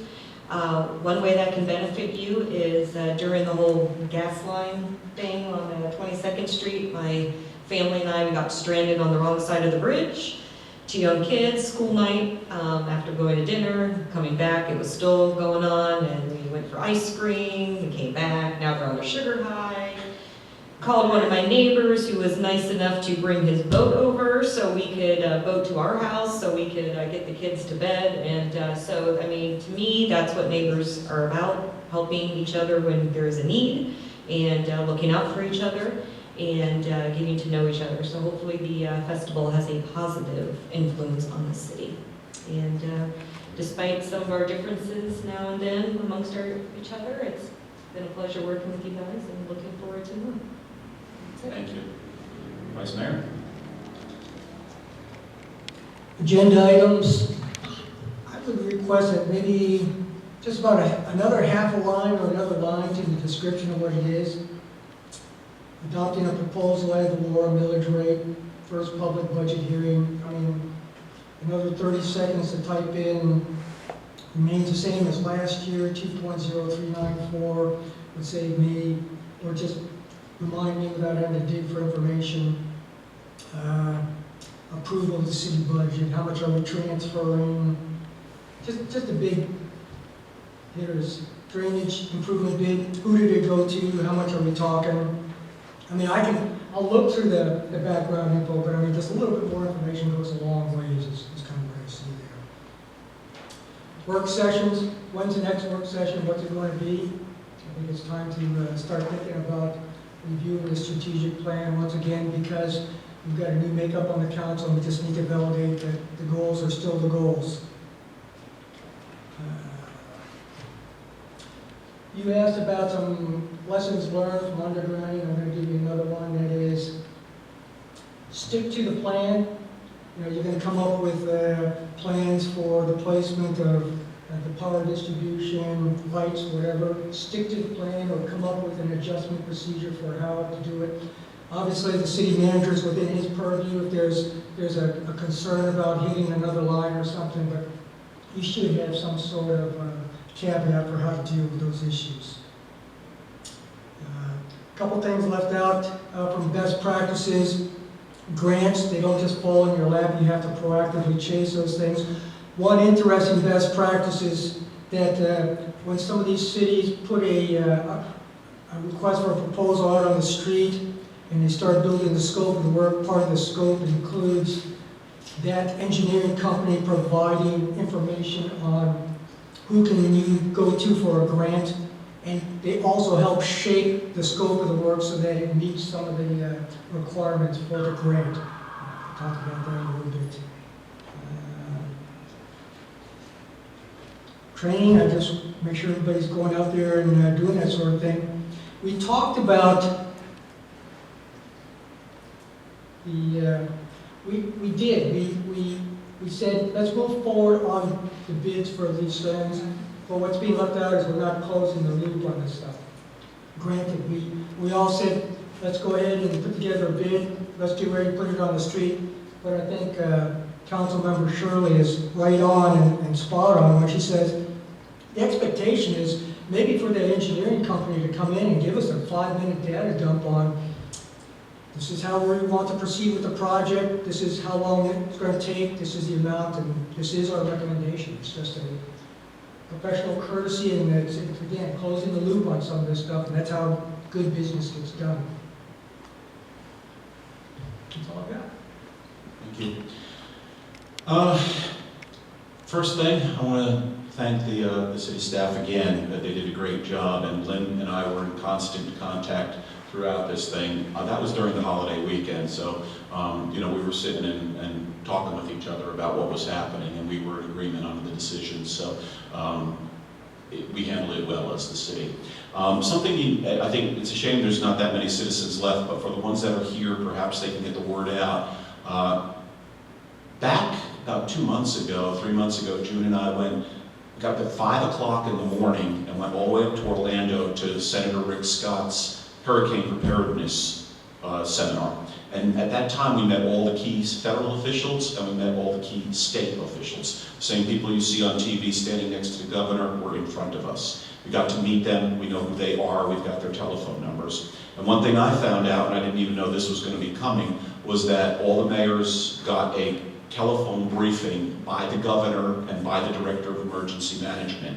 That happened up until, I think it happened yesterday, or eventually this thing passed, so it wasn't much of an issue. I listened to it yesterday. But my point is this: I'm a star two away from speaking to the governor, from speaking to the director of emergency management services. That's a fair amount of power. So if you're having a problem, I mean, thank God this thing went well, but if you're having a problem in the future, get in touch with me. I return telephone calls, I watch my emails. Let me know what the problem is. If it's something that the county can do, then we'll get Lynn and we'll get to the county people. But if it's something that the state needs to do, we have the governor on the phone line. That's pretty good. This governor is in tune with what we want to do.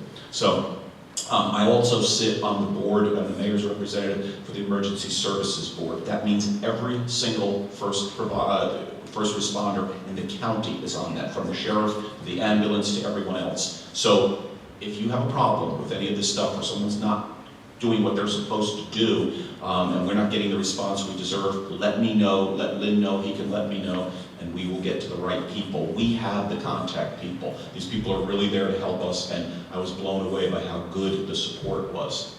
Other than that, I have nothing else other than to say this was supposed to be a fun event. This festival, I'm going to be there on September 28th, and by God, we're going to have fun, folks. So everyone, please come out and enjoy it. Come on out. There's going to be food and everything. So just enjoy it. A lot of work has went into this thing, and let's show everyone that Bel Air Beach is the premier city that we claim to be. So I'll see you on the 28th. With that said, we have a motion to adjourn. So moved. Second? All in favor? Aye. Opposed? We stand adjourned.